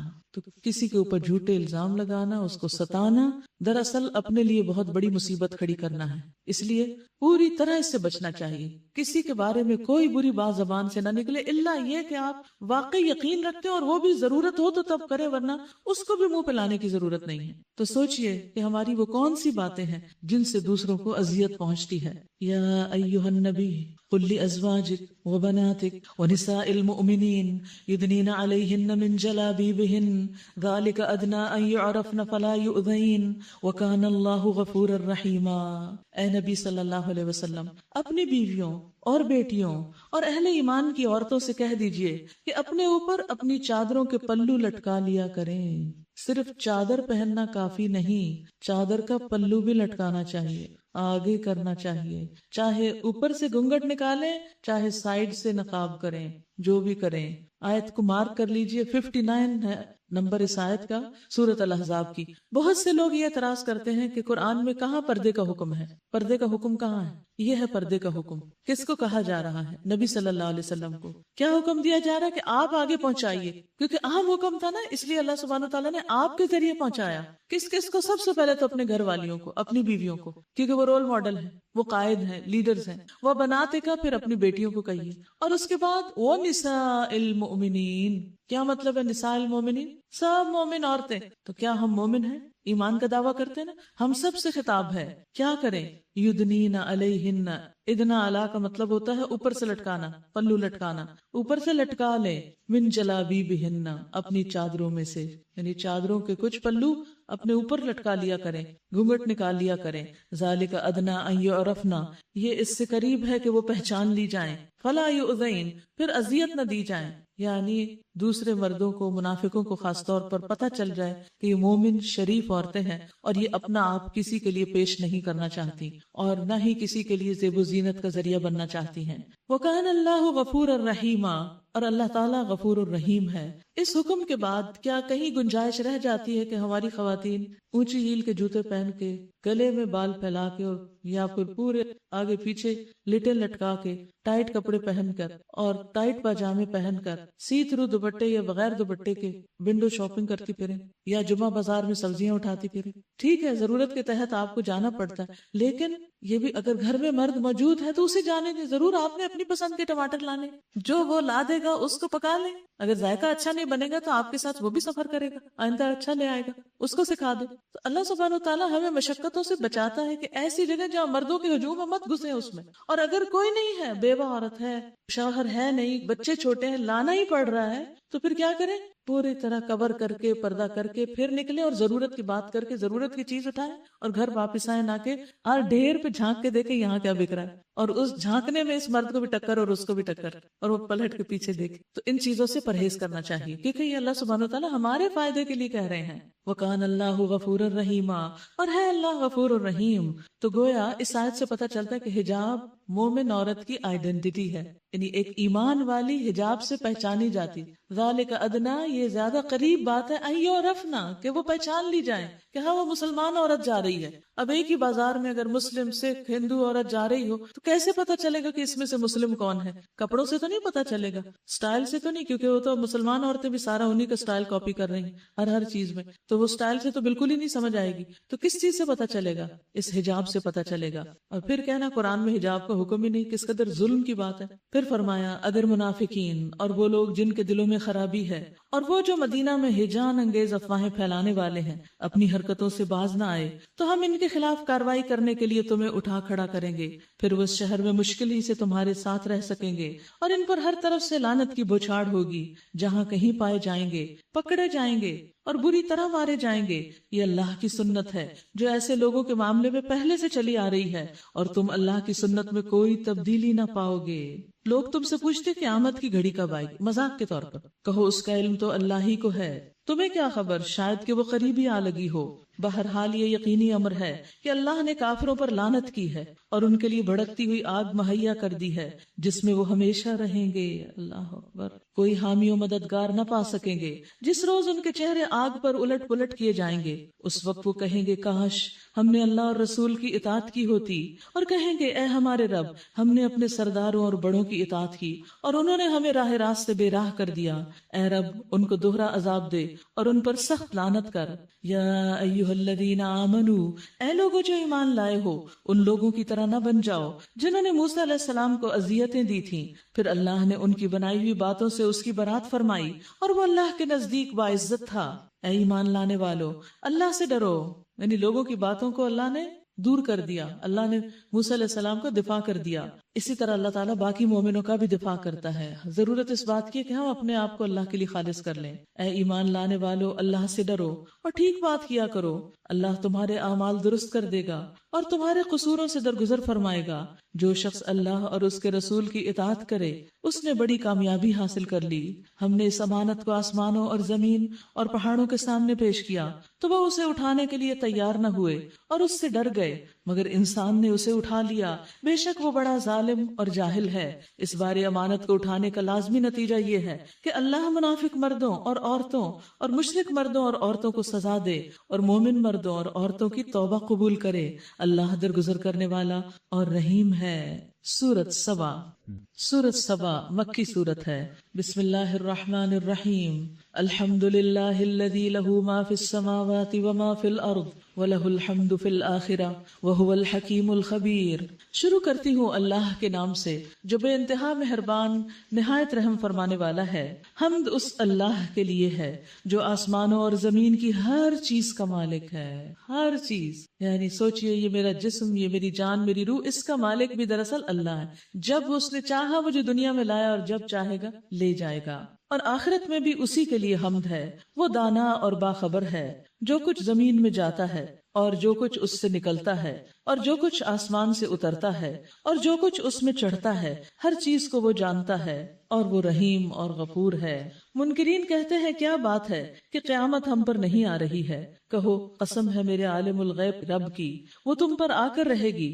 اس سے ذرہ برابر کوئی چیز نہ آسمانوں میں چھپی ہوئی ہے نہ زمین میں، نہ ذرے سے بڑی اور نہ اس سے چھوٹی، سب کچھ ایک نمایاں دفتر میں درج ہے۔ زبردست علم والا ہے رب۔ اور یہ قیامت اس لیے آئے گی کہ جزا دے اللہ ان لوگوں کو جو ایمان لائے اور نیک عمل کرتے رہے، ان کے لیے مغفرت ہے اور رزق کریم۔ اور جن لوگوں نے ہماری آیات کو نیچا دکھانے کے لیے زور لگایا ہے، ان کے لیے بدترین قسم کا دردناک عذاب ہے۔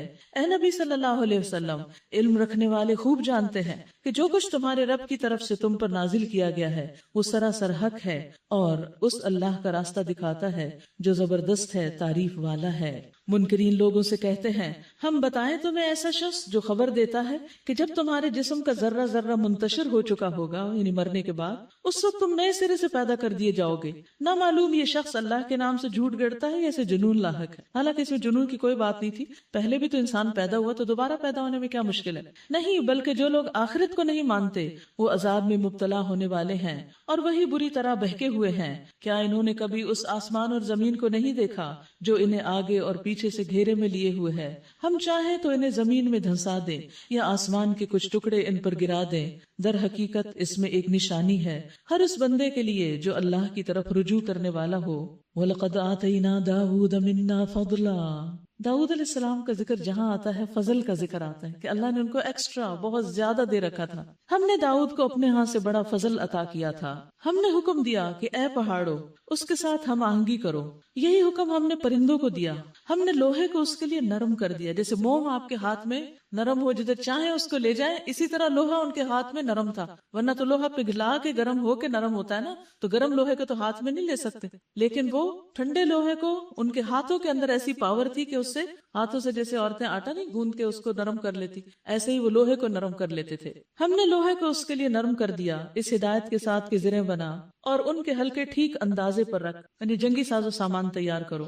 اے آل داؤد نیک عمل کرو اور جو کچھ تم کرتے ہو اس کو میں دیکھ رہا ہوں، یعنی تمہاری یہ ساری صنعت، کاریگری، یہ ساری چیزیں میری نگاہوں کے سامنے ہیں۔ انسان اللہ کا حکم مانے اور کام کر رہا اور پھر دل میں سوچے میرا اللہ مجھے دیکھ رہا ہے، کتنا مزہ آتا ہے اس سوچ میں، کر کے دیکھیے۔ اور سلیمان علیہ السلام کے لیے ہم نے ہوا کو مسخر کر دیا، صبح کے وقت اس کا چلنا 1 مہینے کی راہ تک اور شام کے وقت اس کا چلنا 1 مہینے کی راہ تک۔ سبحان اللہ، آج کا انسان جہاز اڑا کے سمجھتا ہے کہ وہ بہت ترقی کر گیا ہے، جبکہ اللہ تعالیٰ نے سلیمان علیہ السلام کے لیے ہوا کو اس طرح مسخر کیا تھا کہ وہ اس پر ایک جگہ سے دوسری جگہ بیٹھ کر جا اترتے، صرف آپ نے پورا لشکر ہوا اپنے اوپر اٹھا کے لے جاتی۔ ہم نے اس کے لیے پگھلے ہوئے تانبے کا چشمہ بہا دیا اور ایسے جن اس کے تابع کر دیے جو اپنے رب کے حکم سے اس کے آگے کام کرتے تھے، مسخر تھے۔ ان میں سے جو ہمارے حکم سے سرتابی کرتا اس کو ہم بھڑکتی ہوئی آگ کا مزہ چکھاتے، یعنی کوئی جن نافرمانی نہیں کر سکتا تھا۔ وہ اس کے لیے بناتے تھے جو کچھ وہ چاہتا، اونچی عمارتیں، تصویریں، بڑے بڑے حوض جیسے لگن اور اپنی جگہ سے نہ ہٹنے والی بھاری دیگیں۔ دیگیں کس لیے ہوتی ہیں؟ مہمان نوازی کے لیے، بڑے لشکروں کو کھلانے کے لیے، تو وہ پیتل کی دیگیں بھی بناتے تھے جس میں کھانا پکتا تھا۔ اعملوا آل داود شکرا وقلیل من عبادی الشکور۔ اے آل داؤد عمل کرو شکر کے طریقے پر، میرے بندوں میں کم ہی شکر گزار ہیں۔ اعملوا عمل کرو شکر کا، شکر والا عمل کون سا ہوتا ہے کوئی بتائے گا؟ نبی صلی اللہ علیہ وسلم کیسے شکر ادا کرتے تھے؟ نماز کے لیے جب کھڑے ہوتے تو آپ کے دونوں پاؤں یا پنڈلیاں سوج جاتی، آپ سے کہا جاتا آپ کیوں اتنی تکلیف کرتے ہیں، آپ کے تو اگلے پچھلے گناہ معاف کر دیے گئے، تو آپ فرماتے کیا میں اللہ کا شکر گزار بندہ نہ بنوں، افلا اکون عبدا شکورا۔ تو ہم بھی اگر شکر گزار بننا چاہتے ہیں تو ہمیں کچھ کرنا ہوگا، اور بہترین چیز کیا ہے؟ نفل نماز۔ پھر جب سلیمان علیہ السلام پر ہم نے موت کا فیصلہ نافذ کیا تو جنوں کو اس کی موت کا پتہ دینے والی کوئی چیز اس گھن کے سوا نہ تھی، ٹرمائٹ تھی جو اس کے عصا کو کھا رہا تھا۔ اس طرح جب سلیمان گر پڑے تو جنوں پہ یہ بات کھل گئی کہ اگر وہ غیب کے جاننے والے ہوتے تو اس ذلت کے عذاب میں مبتلا نہ رہتے۔ اس سے پتہ ہی چلتا ہے کہ انسانوں کو چاہے پیغمبر ہی کیوں نہ ہو یا ان کے آس پاس کے ساتھی یا جن ہی کیوں نہ ہو، کسی کو غیب کا علم نہیں۔ جنوں کو نہیں پتا چلا کہ حضرت سلمان فوت ہو چکے ہیں، ہم سمجھتے جنوں کے پاس غیب کی خبریں، تو اس لیے کبھی بھی جنوں سے کوئی غیب کا حال معلوم نہیں کرنا چاہیے اگر آپ کی کبھی بات چیت ہو۔ لقد کان لسبأ فی مسکنہم آیہ، سبا کے لیے ان کے اپنے ہی مسکن میں ایک نشانی موجود تھی، جنتان، دو باغ، عن یمین و شمال، دائیں اور بائیں، کلوا من رزق ربکم واشکروا لہ بلدۃ طیبۃ ورب غفور، کھاؤ اپنے رب کا دیا ہوا رزق اور شکر بجا لاؤ اس کا، ملک ہے عمدہ اور پاکیزہ اور رب ہے بخشش فرمانے والا، مگر وہ منہ موڑ گئے۔ ایک طرف حضرت داؤد اور سلیمان شکر گزار بندے اور دوسری طرف قوم سبا ناشکری قوم، دونوں کا ذکر اکٹھے اس لیے آیا یہاں۔ آخر کار ہم نے ان پر بن توڑ سیلاب بھیج دیا، یعنی جب انہوں نے ناشکری کی تو ان پہ عذاب آ گیا۔ بظاہر کیا تھا؟ نیچرل ڈیزاسٹر، کہ جی بارشیں زیادہ ہو گئی اس لیے بند ٹوٹ گیا، لیکن اصل میں وہ ان کی ناشکری تھی، تو ناشکری سے بچنا چاہیے۔ اور ان کے پچھلے 2 باغوں کی جگہ 2 اور باغ انہیں دیے جن میں کڑوے کو سیلے پھل اور جھاؤ کے درخت تھے اور کچھ تھوڑی سی بیریاں۔ یہ تھا ان کے کفر کا بدلہ۔ شکر کا اپوزٹ کیا ہے؟ کفر۔ یہ تھا ان کے کفر یعنی ناشکری کا بدلہ جو ہم نے ان کو دیا، اور ناشکر انسان کے سوا ایسا بدلہ ہم اور کسی کو نہیں دیتے۔ اور ہم نے ان کے اور ان بستیوں کے درمیان جن کو ہم نے برکت عطا کی تھی نمایاں بستیاں بسا دی تھی، یعنی یہ قوم سبا جو تھی یمن کے علاقے میں تھی، اور کس بستی کو برکت دی گئی ہے؟ فلسطین، شام کا علاقہ۔ تو یمن اور شام تک کے ان کے سفر بہت عمدہ تھے، ہر تھوڑے فاصلے پر ایک بستی آ جاتی تھی، اور ان میں سفر کی مسافتیں ایک اندازے پر رکھ دی تھی، چلو پھرو ان راستوں میں رات دن پورے امن کے ساتھ۔ مگر انہوں نے کہا اے ہمارے رب ہمارے سفر کی مسافتیں لمبی کر دے، ناشکری کے بول بولے، انہوں نے اپنے اوپر آپ ظلم کیا۔ آخر کار ہم نے انہیں افسانہ بنا کر رکھ دیا، تتر بتر کر دیا۔ جب سیلاب آیا تو وہاں کچھ نہ بچا، قوم پورے ملک میں پھیل گئی۔ یقیناً اس میں نشانیاں ہیں ہر اس شخص کے لیے جو بڑا صابر و شاکر ہو۔ اگر آپ ہیں تو آپ کے لیے اس میں بہت سے سیکھنے کے سبق ہیں، غور کیجئے اور معلوم کیجئے۔ ان کے معاملے میں ابلیس نے اپنا گمان صحیح پایا اور انہوں نے اسی کی پیروی کی، بجز ایک تھوڑے سے گروہ کے جو مومن تھا۔ ابلیس کو ان پر کوئی اقتدار حاصل نہ تھا، مگر جو کچھ ہوا وہ اس لیے ہوا کہ ہم یہ دیکھنا چاہتے تھے کہ کون آخرت کا ماننے والا ہے اور کون اس کی طرف سے شک میں پڑا ہوا ہے۔ تیرا رب ہر چیز پر نگہبان ہے۔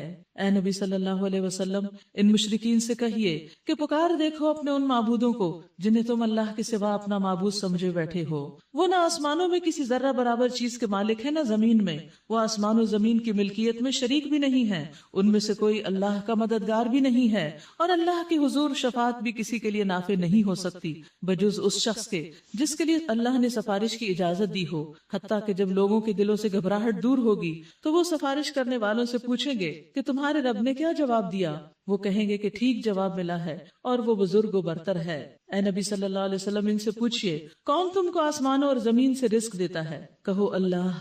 اب لا محالہ ہم میں اور تم میں سے کوئی ایک ہی ہدایت پر ہے یا کھلی گمراہی میں پڑا ہوا ہے، یعنی ایک کہتا کہ اللہ دیتا اور دوسرا کہتا نہیں، تو ان میں سے ایک ہی کوئی ٹھیک ہو سکتا، دونوں ٹھیک نہیں ہو سکتے کیونکہ دونوں ایک دوسرے کے اپوزٹ ہیں۔ ان سے کہو جو قصور ہم نے کیا ہو اس کی کوئی باس پرس تم سے نہ ہوگی، اور جو کچھ تم کر رہے ہو اس کی کوئی جواب طلبی ہم سے نہ ہوگی۔ کہو ہمارا رب ہم کو جمع کرے گا، پھر ہمارے درمیان ٹھیک ٹھیک فیصلہ کر دے گا، اور وہ ایسا زبردست حاکم ہے جو سب کچھ جانتا ہے۔ ان سے کہو ذرا مجھے دکھاؤ تو صحیح وہ کون ہستیاں ہیں جنہیں تم اس کے ساتھ شریک کر رہے ہو؟ ہرگز نہیں، زبردست اور دانا تو بس وہ اللہ ہی ہے۔ اور اے نبی صلی اللہ علیہ وسلم ہم نے آپ کو تمام ہی انسانوں کے لیے بشیر و نذیر بنا کر بھیجا ہے، مگر اکثر لوگ جانتے نہیں۔ یہ لوگ تم سے کہتے ہیں کہ وہ قیامت کا وعدہ کب پورا ہوگا؟ اگر تم سچے ہو کہو تمہارے لیے ایک ایسے دن کی میعاد مقرر ہے جس کے آنے میں نہ ایک گھڑی بھر کی تاخیر تم کر سکتے ہو اور نہ ایک گھڑی بھر پہلے ہی اسے لا سکتے ہو۔ وقال الذین کفروا لن نؤمن بهذا القرآن، کفار کہتے ہیں ہم اس قرآن کو نہیں مانتے، اس دور میں بھی کہتے تھے اور آج بھی اس کے احکامات کو وہ کہتے ہیں کہ یہ پرانے زمانے کی کہانیاں ہیں اور ہم اس کو آج کے دور میں قابل عمل نہیں سمجھتے، اور نہ اس سے پہلے کی آئی ہوئی کسی کتاب کو۔ کاش تم دیکھو ان کا حال اس وقت جب یہ ظالم اپنے رب کے حضور کھڑے ہوں گے۔ آج تو بڑے کھل کھل کے کہہ رہے ہیں اور پوری دنیا میں میڈیا کے ذریعے اعلان کر رہے ہیں، لیکن کل کیا ہوگا جب اپنے رب کے حضور کھڑے ہوں گے؟ اس وقت یہ ایک دوسرے پہ الزام دھریں گے، ایک دوسرے کو اپنی گمراہی کا ذریعہ یا سبب بتائیں گے۔ جو لوگ دنیا میں دبا کر رکھے گئے تھے وہ بڑے بننے والوں سے کہیں گے اگر تم نہ ہوتے تو ہم مومن ہوتے، تمہاری وجہ سے ہم بھٹکے۔ وہ بڑے بننے والے ان دبے ہوئے لوگوں کو جواب دیں گے کیا ہم نے تمہیں اس ہدایت سے روکا تھا جو تمہارے پاس آئی تھی؟ نہیں، بلکہ تم خود مجرم تھے۔ کوئی بھی اپنا ذمہ نہیں لے گا۔ وہ دبے ہوئے لوگ ان بڑے بننے والوں سے کہیں گے نہیں، بلکہ شب و روز کی مکاری تھی جب تم ہم سے کہتے تھے کہ ہم اللہ سے کفر کریں اور دوسروں کو اس کا ہمسر ٹھہرائیں۔ آخر کار جب یہ لوگ عذاب دیکھیں گے تو اپنے دلوں میں پچھتائیں گے اور ہم ان منکرین کے گلوں میں توق ڈال دیں گے۔ کیا لوگوں کو اس کے سوا اور کوئی بدلہ دیا جا سکتا ہے کہ جیسے اعمال ان کے تھے ویسی ہی جزا وہ پائیں؟ کبھی ایسا نہیں ہوا کہ ہم نے کسی بستی میں خبردار کرنے والا بھیجا ہو اور اس بستی کے کھاتے پیتے لوگوں نے یہ نہ کہا ہو کہ جو پیغام تم لے کر آئے ہو اس کو ہم نہیں مانتے۔ یعنی ہر پیغمبر کی مخالفت اس بستی کے کھاتے پیتے لوگوں نے کی، یعنی امیر طبقے نے، ایلیٹ نے۔ انہوں نے ہمیشہ یہی کہا کہ ہم تم سے زیادہ مال اور اولاد رکھتے ہیں اور ہم ہرگز سزا پانے والے نہیں، جس نے آج لیا وہ کل بھی دے گا۔ اے نبی صلی اللہ علیہ وسلم ان سے کہیے میرا رب جسے چاہتا ہے کشادہ رزق دیتا ہے، جسے چاہتا ہے نپا تلا دیتا ہے، مگر اکثر لوگ اس کی حقیقت نہیں جانتے۔ وَلَكِنَّ أَكْثَرَ النَّاسِ لَا يَعْلَمُونَ وَمَا أَمْوَالُكُمْ وَلَا أَوْلَادُكُمْ بِالَّتِي تُقَرِّبُكُمْ عِنْدَنَا زُلْفَىٰ۔ یہ تمہاری دولت اور تمہاری اولاد نہیں جو تمہیں ہم سے قریب کرتی۔ انسان کی دو پسندیدہ چیزیں، اور انسان سمجھتا کہ اگر یہ دو زیادہ ہیں اور دنیا میں اس کو بہت عیش و عشرت حاصل ہے تو کل بھی ہو جائے گی۔ فرمایا اس کی وجہ سے اللہ تعالیٰ یہ نہیں دیکھتا کہ اس کے بچے کتنے اور وہ کتنے کتنے قابل ہیں اور اس کے پاس دنیا کتنی ہے۔ اس سے تم اللہ کا قرب حاصل نہیں کر سکتے، الا ہاں اس وقت کر سکتے ہو من آمن وعمل صالحا، جو ایمان لائے اور جو عمل اچھے کرے۔ فاولئک لهم جزاء الضعف بما عملوا وهم في الغرفات آمنون، یہی لوگ ہیں جن کے لیے ان کے عمل کی دوہری جزا ہے اور وہ بلند و بالا عمارتوں میں امن سے رہیں گے، اطمینان سے رہیں گے۔ تو اس سے کیا پتہ چلتا ہے کہ اللہ سبحانہ وتعالیٰ نہ کسی کی صورت دیکھتا ہے نہ کسی کا مال دیکھتا ہے، وہ بندوں کا دل دیکھتا ہے اس میں کیا خیالات ہیں، اور ان کے اعمال دیکھتا ہے کہ وہ کرتے کیا ہیں، دوسروں کے ساتھ کیا معاملہ کرتے ہیں، خود اپنی ذاتی زندگی میں کس کس قسم کے کام کر رہے ہوتے ہیں۔ یعنی سارے دن کی دوڑ بھاگ گردش جو کچھ بھی وہ کرتے ہیں سب اللہ کی نگاہ میں ہوتا ہے۔ اس سے ایک اور بات بڑی اہم پتہ چل رہی ہے کہ ہمیں اپنے مال اور اولاد کو آخرت بنانے کے لیے استعمال کر لینا چاہیے۔ کس طرح؟ نیکی کے کاموں میں خرچ کر کے، صدقہ جاریہ کے کاموں میں خرچ کر کے، اور اولاد کو بھی نیک تعلیم دے کر، اچھی تمیز اور تہذیب سکھا کر، خیر اور بھلائی کے کاموں میں لگا کر۔ رہے وہ لوگ جو ہماری آیات کو نیچا دکھانے کے لیے دوڑ دھوپ کرتے ہیں تو وہ عذاب میں مبتلا ہوں گے۔ قل ان ربی یبسط الرزق لمن یشاء من عباده ویقدر له، اے نبی صلی اللہ علیہ وسلم ان سے کہیے میرا رب اپنے بندوں میں سے جسے چاہتا ہے کھلا رزق دیتا ہے اور جسے چاہتا ہے نپا تلا دیتا ہے۔ یہ اللہ کی تقسیم ہے، اس لیے جس کے پاس زیادہ اسے اکڑنا نہیں چاہیے اور جس کے پاس کم ہے اسے بگڑنا نہیں چاہیے کہ ہمیں کیوں تھوڑا ملا۔ جو کچھ تم خرچ کر دیتے ہو اس کی جگہ وہی تم کو اور دیتا ہے، وہ سب رازقوں سے بہتر رازق ہے۔ یعنی خرچ کرنے سے کبھی مال کم نہیں ہوتا، ختم نہیں ہوتا، جو دیتے ہیں اللہ تعالیٰ ان کو اور زیادہ دیتا چلا جاتا ہے۔ رسول اللہ صلی اللہ علیہ وسلم نے فرمایا اللہ تعالیٰ نے مجھ سے فرمایا کہ خرچ کرو، تم پر خرچ کیا جائے گا، اور رسول اللہ صلی اللہ علیہ وسلم نے فرمایا اللہ کا دایاں ہاتھ بھرا ہوا ہے اور رات دن کی فیاضی سے اس میں کمی نہیں ہوتی۔ کیا تم نے نہیں دیکھا کہ جب سے اس نے آسمان و زمین پیدا کیے ہیں تب سے اس نے کتنی فیاضی کی، لیکن اس کے دائیں ہاتھ میں کوئی کمی واقع نہیں ہوتی۔ تو ہم دیکھتے ہیں کہ اللہ سبحانہ وتعالیٰ دے رہا ہے دے رہا ہے دے رہا ہے دے رہا ہے، تو دیتا کس کو؟ ہمیں، اور ہم لینے والے اینڈ پہ لے رہے ہیں لے رہے ہیں لے رہے ہیں۔ اب ہمیں کیا کرنا چاہیے؟ پیغمبر نے کیا کیا علیہ السلام؟ دیتے تھے دیتے جاتے تھے، دے رہے تھے دے رہے تھے دے رہے تھے۔ تو ہم آپ کی امت ہیں تو ہمیں بھی کچھ نہ کچھ ہر روز صدقہ کرنا چاہیے جتنا بھی ہمیں میسر آئے، اور خود اللہ سے دعا مانگنی چاہیے کہ اللہ تو مجھے سجھا دے کہ زیادہ بہتر کہاں ہے خرچ کرنا تاکہ مجھے زیادہ سے زیادہ اجر مل سکے۔ تو اللہ سبحانہ تعالیٰ ایسی ایسی چیزیں سامنے لے آئے گا کہ آپ حیران ہو جائیں گے، لیکن کبھی بھی شرمائے نہ، چاہے اس میں ایک پائی کیوں نہ ہو، کیونکہ اللہ سبحانہ تعالیٰ کس طرح اس کو قبول کرتا ہے، اپنے دائیں ہاتھ میں لیتا ہے اور اس کو بڑھا دیتا ہے، اور ایک لقمہ پورے احد پہاڑ جتنا ہو جاتا ہے۔ بلال رضی اللہ تعالیٰ عنہ کہتے ہیں کہ رسول اللہ صلی اللہ علیہ وسلم نے فرمایا بلال خرچ کیا کرو اور عرش والے کی جانب سے مفلسی سے نہ ڈرا کرو، یہ نہ سوچا کرو ہم غریب ہو جائیں گے اگر کسی کو کچھ دیں گے۔ اسماء بنت ابی بکر کہتی ہیں مجھے رسول اللہ صلی اللہ علیہ وسلم نے فرمایا خرچ کرو یا تھوڑا تھوڑا کر کے خرچ کرتی رہو، گن گن کے نہ رکھو ورنہ اللہ بھی گن گن کے دے گا، تم بے حساب دو گی تو اللہ بھی بے حساب دے گا۔ لیکن اس کا مطلب یہ نہیں کہ انسان فضول خرچی شروع کر دے، یہاں اللہ کی راہ میں دینا فضول خرچی اور کنجوسی دو کے درمیان میں ہے۔ اور یہاں تو بڑی اچھی حقیقت سمجھائی گئی کہ جو تم دیتے ہو اس کا بدلہ وہ ضرور دیتا ہے، اگر دنیا میں نہیں تو آخرت میں تو بہت زیادہ گنا بڑھا چڑھا کر دے گا۔ ایک چیز جانے کے بعد دوسری چیز اس کی جگہ لے لیتی ہے۔ اللہ سبحانہ وتعالیٰ خود بھی فرماتے ہیں یا ابن آدم انفق علیک، اے ابن آدم خرچ کرو میں تم پہ خرچ کروں گا۔ دو فرشتے ہر روز دعا مانگتے ہیں صبح سویرے جب سورج نکلتا، اللہم آت منفقا خلفا، اللہ خرچ کرنے والے کو اور دے، وآت ممسکا تلفا، اور جو روک کے رکھتا ہے اس کا پہلا بھی ضائع کر دے، ویوم یحشرہم جمیعا، اور جس دن وہ تمام انسانوں کو جمع کرے گا پھر فرشتوں سے پوچھے گا کیا یہ لوگ تمہاری عبادت کیا کرتے تھے؟ تو وہ جواب دیں گے پاک ہے آپ کی ذات، ہمارا تعلق تو آپ سے ہے نہ کہ ان لوگوں سے، دراصل یہ ہماری نہیں بلکہ جنوں کی عبادت کرتے تھے، ان میں سے اکثر انہی پر ایمان لائے ہوئے تھے۔ اس وقت ہم کہیں گے آج تم میں سے کوئی کسی کو نہ فائدہ پہنچا سکتا ہے نہ نقصان، اور ظالموں سے ہم کہہ دیں گے کہ اب چکھو اس عذاب جہنم کا مزہ جسے تم جھٹلایا کرتے تھے۔ ان لوگوں کو جب ہماری صاف صاف آیات سنائی جاتی ہیں تو یہ کہتے ہیں کہ یہ شخص تو بس یہ چاہتا ہے کہ تم کو ان معبودوں سے برگشتہ کر دے جن کی عبادت تمہارے باپ دادا کرتے آئے ہیں، اور کہتے ہیں کہ یہ قرآن محض ایک جھوٹ ہے گھڑا ہوا۔ نعوذ باللہ، یعنی اتنا بڑا الزام لگاتے۔ ان کافروں کے سامنے جب حق آیا تو انہوں نے کہہ دیا یہ تو صریح جادو ہے، ہپنوٹائز کر دیا لوگوں کو، برین واش کر دیا ہے، حالانکہ نہ ہم نے ان لوگوں کو پہلے کوئی کتاب دی تھی کہ یہ اسے پڑھتے ہوں، اور نہ تم سے پہلے ان کی طرف کوئی متنبع کرنے والا بھیجا تھا۔ ان سے پہلے گزرے ہوئے لوگ جھٹلا چکے ہیں، جو کچھ ہم نے انہیں دیا تھا اس کے عشر عشیر کو بھی یہ نہیں پہنچے، مگر جب انہوں نے میرے رسولوں کو جھٹلا دیا تو دیکھ لو میری سزا کیسی سخت تھی۔ اے نبی صلی اللہ علیہ وسلم ان سے کہیے میں تمہیں بس ایک بات کی نصیحت کرتا ہوں، اللہ کے لیے تم اکیلے اکیلے اور دو دو مل کر اپنا دماغ لڑاؤ اور سوچو تمہارے صاحب میں آخر کون سی ایسی بات ہے جو جنون کی ہو، وہ تو ایک سخت عذاب کی آمد سے پہلے تم کو متنبع کرنے والا ہے۔ ان سے کہو اگر تم سے میں نے کوئی اجر مانگا ہے تو وہ تمہیں کو مبارک رہے، میرا اجر تو اللہ کے ذمہ ہے اور وہ ہر چیز پر گواہ ہے۔ ان سے کہو میرا رب مجھ پر حق کا القاء کرتا ہے، وہ تمام پوشیدہ حقیقتوں کا جاننے والا ہے۔ کہو حق آ گیا اور اب باطل کے لیے کچھ نہیں ہو سکتا۔ کہو اگر میں گمراہ ہو گیا ہوں تو میری گمراہی کا وبال مجھ پر ہے، اور اگر میں ہدایت پر ہوں تو اس وحی کی بنا پر ہوں جو میرا رب میرے اوپر نازل کرتا ہے، وہ سب کچھ سنتا اور قریب ہے۔ کاش تم انہیں دیکھو اس وقت جب یہ لوگ گھبرائے ہوئے پھر رہے ہوں گے اور کہیں بچ کر نہ جا سکیں گے بلکہ قریب ہی سے پکڑ لیے جائیں گے۔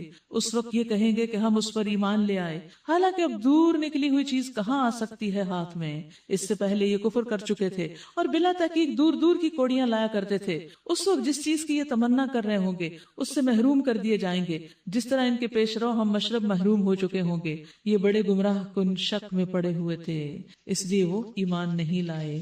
سورۃ فاطر، سورۃ فاطر مکی سورت ہے۔ بسم اللہ الرحمن الرحیم، الحمد للہ فاطر السماوات والارض جاعل الملائکۃ رسلا اولی اجنحۃ مثنی وثلاث ورباع یزید فی الخلق ما یشاء ان اللہ علی کل شیء قدیر۔ تعریف اللہ ہی کے لیے ہے جو آسمانوں اور زمین کا بنانے والا اور فرشتوں کو پیغام رساں مقرر کرنے والا ہے۔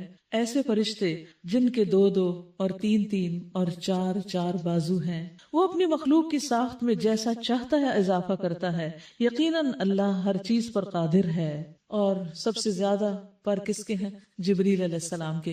رسول اللہ صلی اللہ علیہ وسلم نے فرمایا میں نے سدرۃ المنتہا کے پاس جبریل کو دیکھا، ان کے 600 پر تھے جن سے موتی اور یاقوت جھڑ رہے تھے، یعنی جیسے پرندے کے پر ہوتے ہیں نا تو اس سے کچھ نہ کچھ چھوٹے موٹے بال نکلتے رہتے ہیں، تو جبریل علیہ السلام کے پروں سے موتی اور یاقوت، کتنا خوبصورت لباس ہے ان کا۔ ورنہ تو جبریل کی نام لیتے ایسے پہلے جب یہ معلوم نہیں تھا تو ایسے ایک ہیبت سی آتی تھی کہ سب سے بڑے فرشتے ہیں تو ڈر سا لگتا تھا، لیکن یہ پڑھ کے ان کی کیفیت ایک بہت محبت سی آتی کہ اللہ سبحانہ تعالیٰ نے ان کو کتنا تقرب بخشا ہے، کتنا اعزاز بخشا ہے۔ یقیناً اللہ ہر چیز پر قادر ہے، جیسا چاہے جس کو بنا دے۔ چیونٹی کا پیدا کرنے والا بھی اللہ ہے اور جبریل کا پیدا کرنے والا بھی اللہ ہے، اور جس کو جو سائز چاہا دیا اور کوئی اس میں پر نہیں مار سکتا، اعتراض نہیں کر سکتا۔ اور پھر وہی بات یاد کر لیجئے کہ ہر چیز میں تفاضل ہے، یعنی درجے ہیں، کوئی کم درجے کا ہے، کوئی بڑے درجے کا ہے، اور ہر ایک کے لیے اپنا درجہ ایک امتحان بھی ہے۔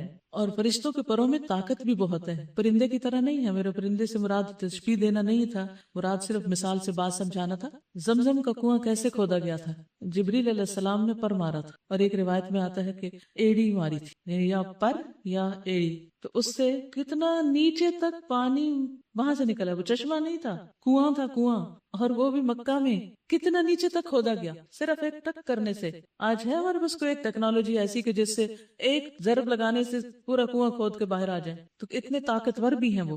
ما یفتح اللہ للناس من رحمت فلا ممسک لها، اس کو انڈر لائن کر لیجئے، بہت ہی خوبصورت آیت ہے۔ جب کبھی آپ کے اندر کوئی پریشانی آنے لگے اور آپ سمجھے کہ پتہ نہیں کیا ہوگا، پتہ نہیں کیا ہوگا، تو سوچے نہیں، سب کنجیاں رحمت کی اللہ کے ہاتھ میں ہے۔ اللہ جس دروازے کو بھی کھولے کوئی روکنے والا نہیں۔ وما یمسک، اور جو وہ بند کر دے، فلا مرسل لہ من بعدہ، تو اللہ کے بعد کوئی دوسرا کھولنے والا بھی نہیں۔ وہ زبردست اور حکیم ہے۔ اس لیے اپنی ساری حاجتیں، اپنی ساری ضرورتیں، اپنے سارے دکھ، غم، پریشانیاں، ان سب کی فریادیں اللہ سے کریں، ذاتی غم ہو یا امت کا غم ہو، سب کے لیے۔ کیونکہ اگر اللہ آسانی کر دے تو کسی کی مجال نہیں کہ کوئی کسی کو تنگ کر سکے، کسی کا بال بھی بیکا کر سکے، اور اگر وہ نہیں چاہتا تو ساری دنیا میں مل کے آپ کو ایڈ دے دے، ہیلپ کر دے، کوئی آپ کی مدد نہیں کر سکتا، آپ کو مشکل سے نہیں نکال سکتا۔ تو اصل طاقت اللہ کی ہے، اس لیے شرک کی تو کوئی گنجائش ہی نہیں رہتی۔ وَهُوَ الْعَزِيزُ الْحَكِيمُ، اور وہ زبردست ہے، حکمت والا ہے۔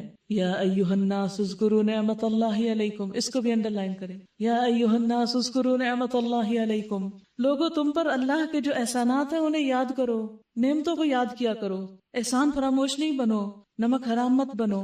ما بکم من نعمت فمن اللہ، جو بھی نعمت تمہارے پاس ہے وہ اللہ ہی کی طرف سے ہے، اس لیے اللہ کا شکر ادا کرتے رہو۔ هل من خالق غیر اللہ، کیا اللہ کے سوا کوئی اور خالق بھی ہے؟ یرزقکم من السماء، جو تمہیں آسمان سے رزق دیتا ہو، والارض، اور زمین سے، لا الہ الا ہو، اس کے سوا کوئی الہ نہیں۔ فَأَنَّا تُؤْفَكُونَ، کہاں سے تم پھرائے جاتے ہو، پھر انکار کیوں کر دیتے ہو؟ جب ساری طاقت اللہ کی ہے تو پھر عبادت بھی اللہ کی، حق اسی کا بنتا ہے، پھر عبادت کے لیے تمہارے اور معبود کہاں سے آ جاتے ہیں؟ وَإِن يُكَذِّبُوكَ فَقَدْ كُذِّبَتْ رُسُلٌ مِّن قَبْلِكَ، اے نبی صلی اللہ علیہ وسلم، یہ لوگ آپ کو جھٹلاتے ہیں تو یہ کوئی نئی بات نہیں، تم سے پہلے بھی بہت سے رسول جھٹلائے جا چکے ہیں، اور سارے معاملات آخر کار اللہ کی طرف رجوع ہونے والے ہیں۔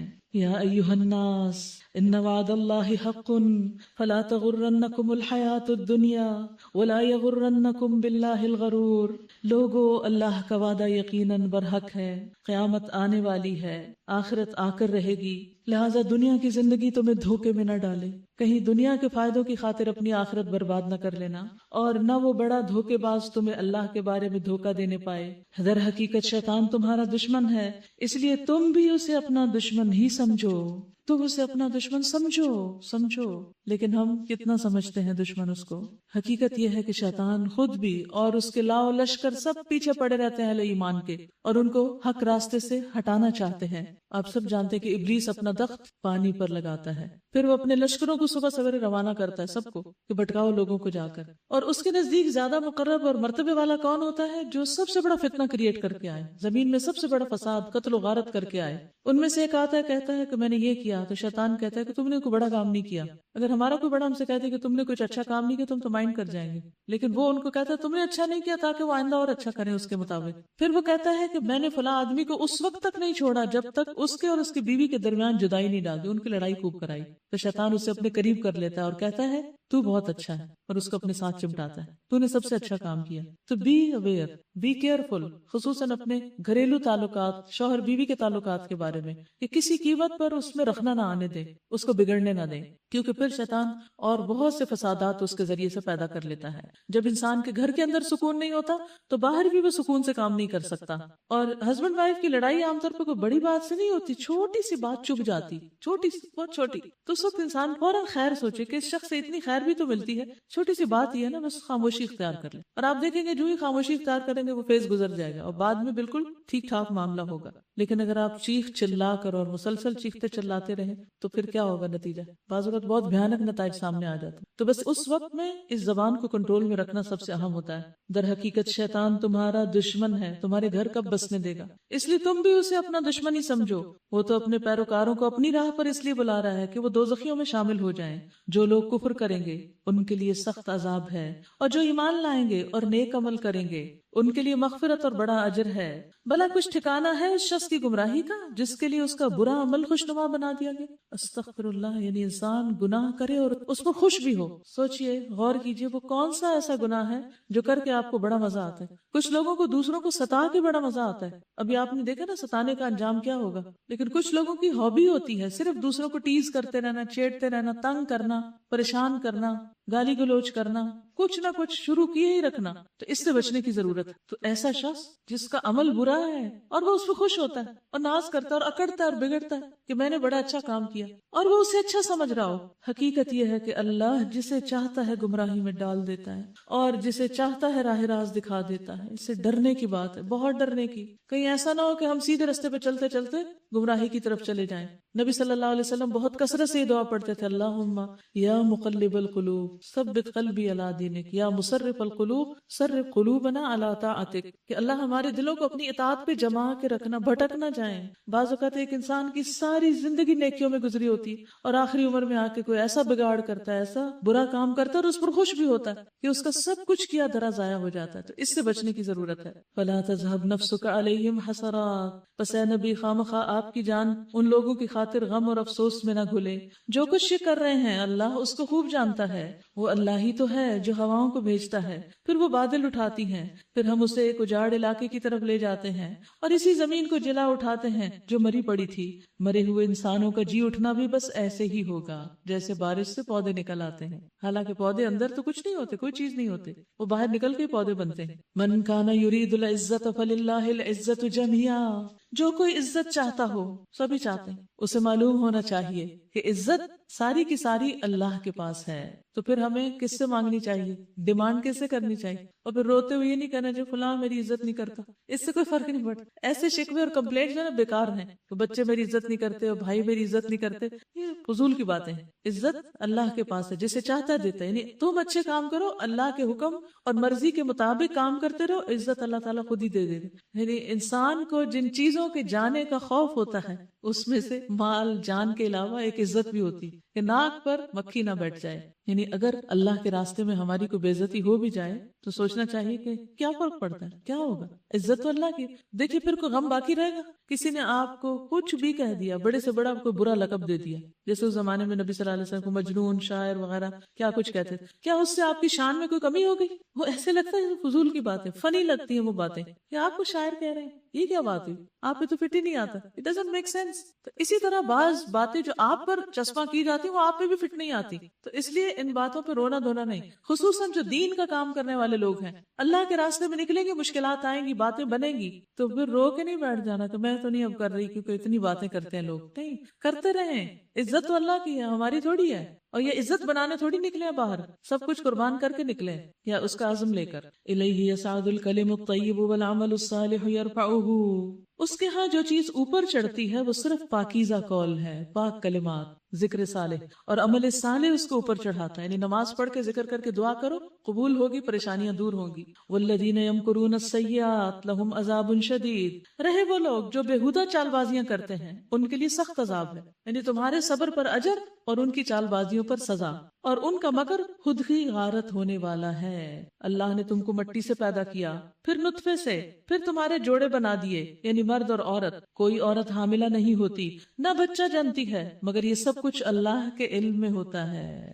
ڈاکٹرز کو اور دوسرے لوگوں کو بعد میں پتہ چلتا ہے، یہ سب اللہ کو پتہ چلتا ہے. وَمَا يُعَمَّرُ مِن مُعَمَّرٍ وَلَا يُنْقَصُ مِنْ عُمُرِهِ إِلَّا فِي كِتَابٍ إِنَّ ذَلِكَ عَلَى اللَّهِ يَسِيرٌ. کوئی عمر پانے والا عمر نہیں پاتا اور نہ کسی کی عمر میں کچھ کمی ہوتی ہے، مگر یہ سب کچھ ایک کتاب میں لکھا ہوتا ہے.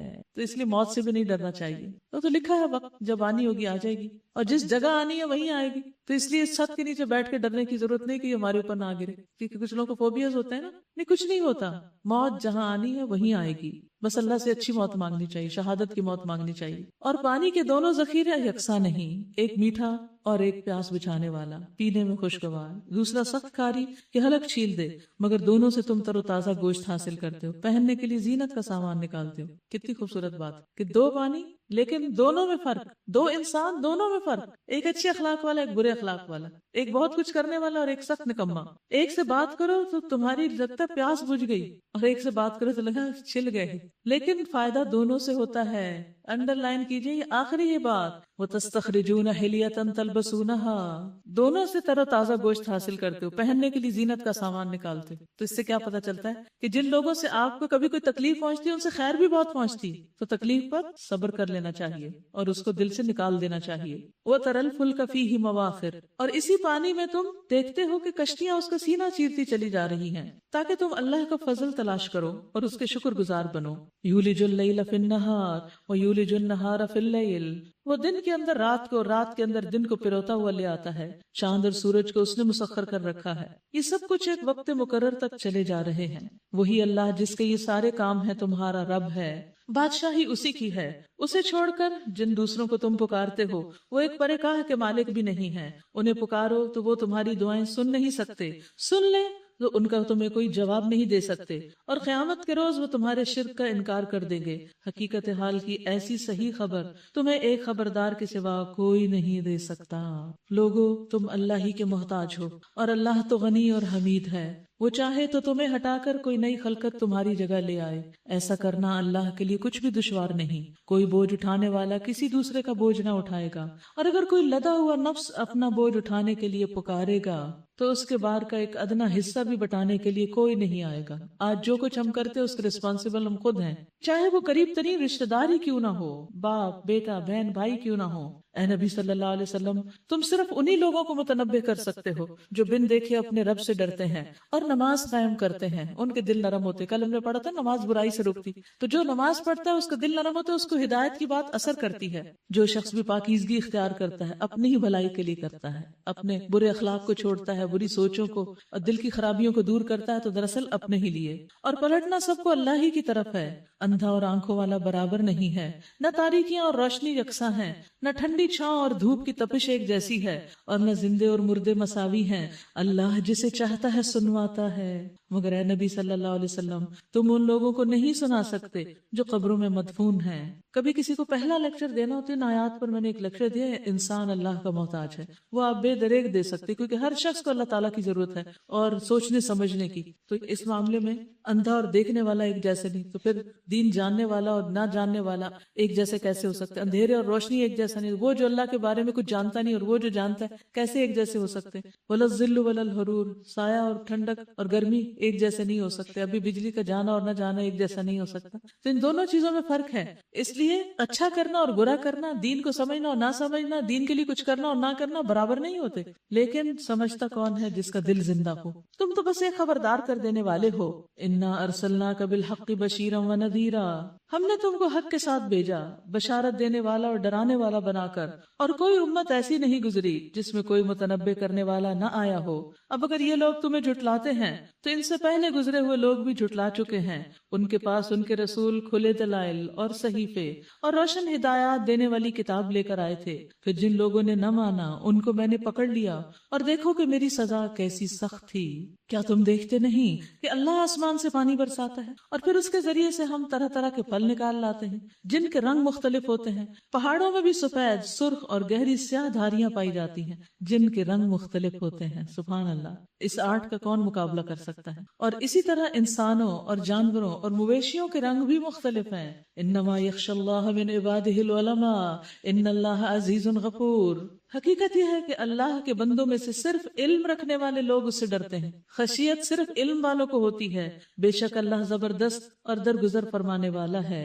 علم والے ہی اللہ سے ڈرتے ہیں۔ علم تو بہت ہے، کائنات کا علم بھی انسان کے اندر اللہ کی ہیبت پیدا کرتا ہے، لیکن سب سے زیادہ جو علم انسان کو دوسروں سے مختلف بناتا ہے وہ قرآن کا علم ہے۔ عبداللہ بن مسعود کہتے ہیں، حامل قرآن کے شایان شان یہ ہے کہ اسے اس کی رات سے پہچانا جائے جبکہ لوگ سو رہے ہوں تو وہ جاگ کے کیا کرتا ہے؟ قرآن پڑھتا ہے۔ اس کے دن سے پہچانا جائے جب لوگ کھا پی رہے ہیں، لمبی لمبی دعوتوں اور پارٹیوں میں آ جا رہے ہیں، اس کے غم سے پہچانا جائے جب لوگ خوش ہو رہے ہوں، اس میں خوشی کی بات سمجھ نہیں آتی کہ اتنی الٹے پریشانی کی بات، اس کے رونے سے پہچانا جائے جب لوگ ہنس رہے ہوں، اس کی خاموشی سے پہچانا جائے جب لوگ باتوں میں مشغول ہوں، اس کے خشوع سے پہچانا جائے جبکہ لوگ تکبر کر رہے ہوں۔ اور چاہیے کہ حامل قرآن رونے والا ہو، یعنی اس کے اندر خشیت ہو اللہ کی، اس کا دل نرم ہو، غمگین ہو، بردبار ہو، سمجھ بوجھ والا ہو، کم گو ہو۔ اور حامل قرآن کو چاہیے کہ نہ تو وہ شور شرابہ برپا کرے اور نہ چیخنے چلانے والا ہو، نہ ہی تیز طبیعت والا ہو۔ یعنی قرآن انسان کے اندر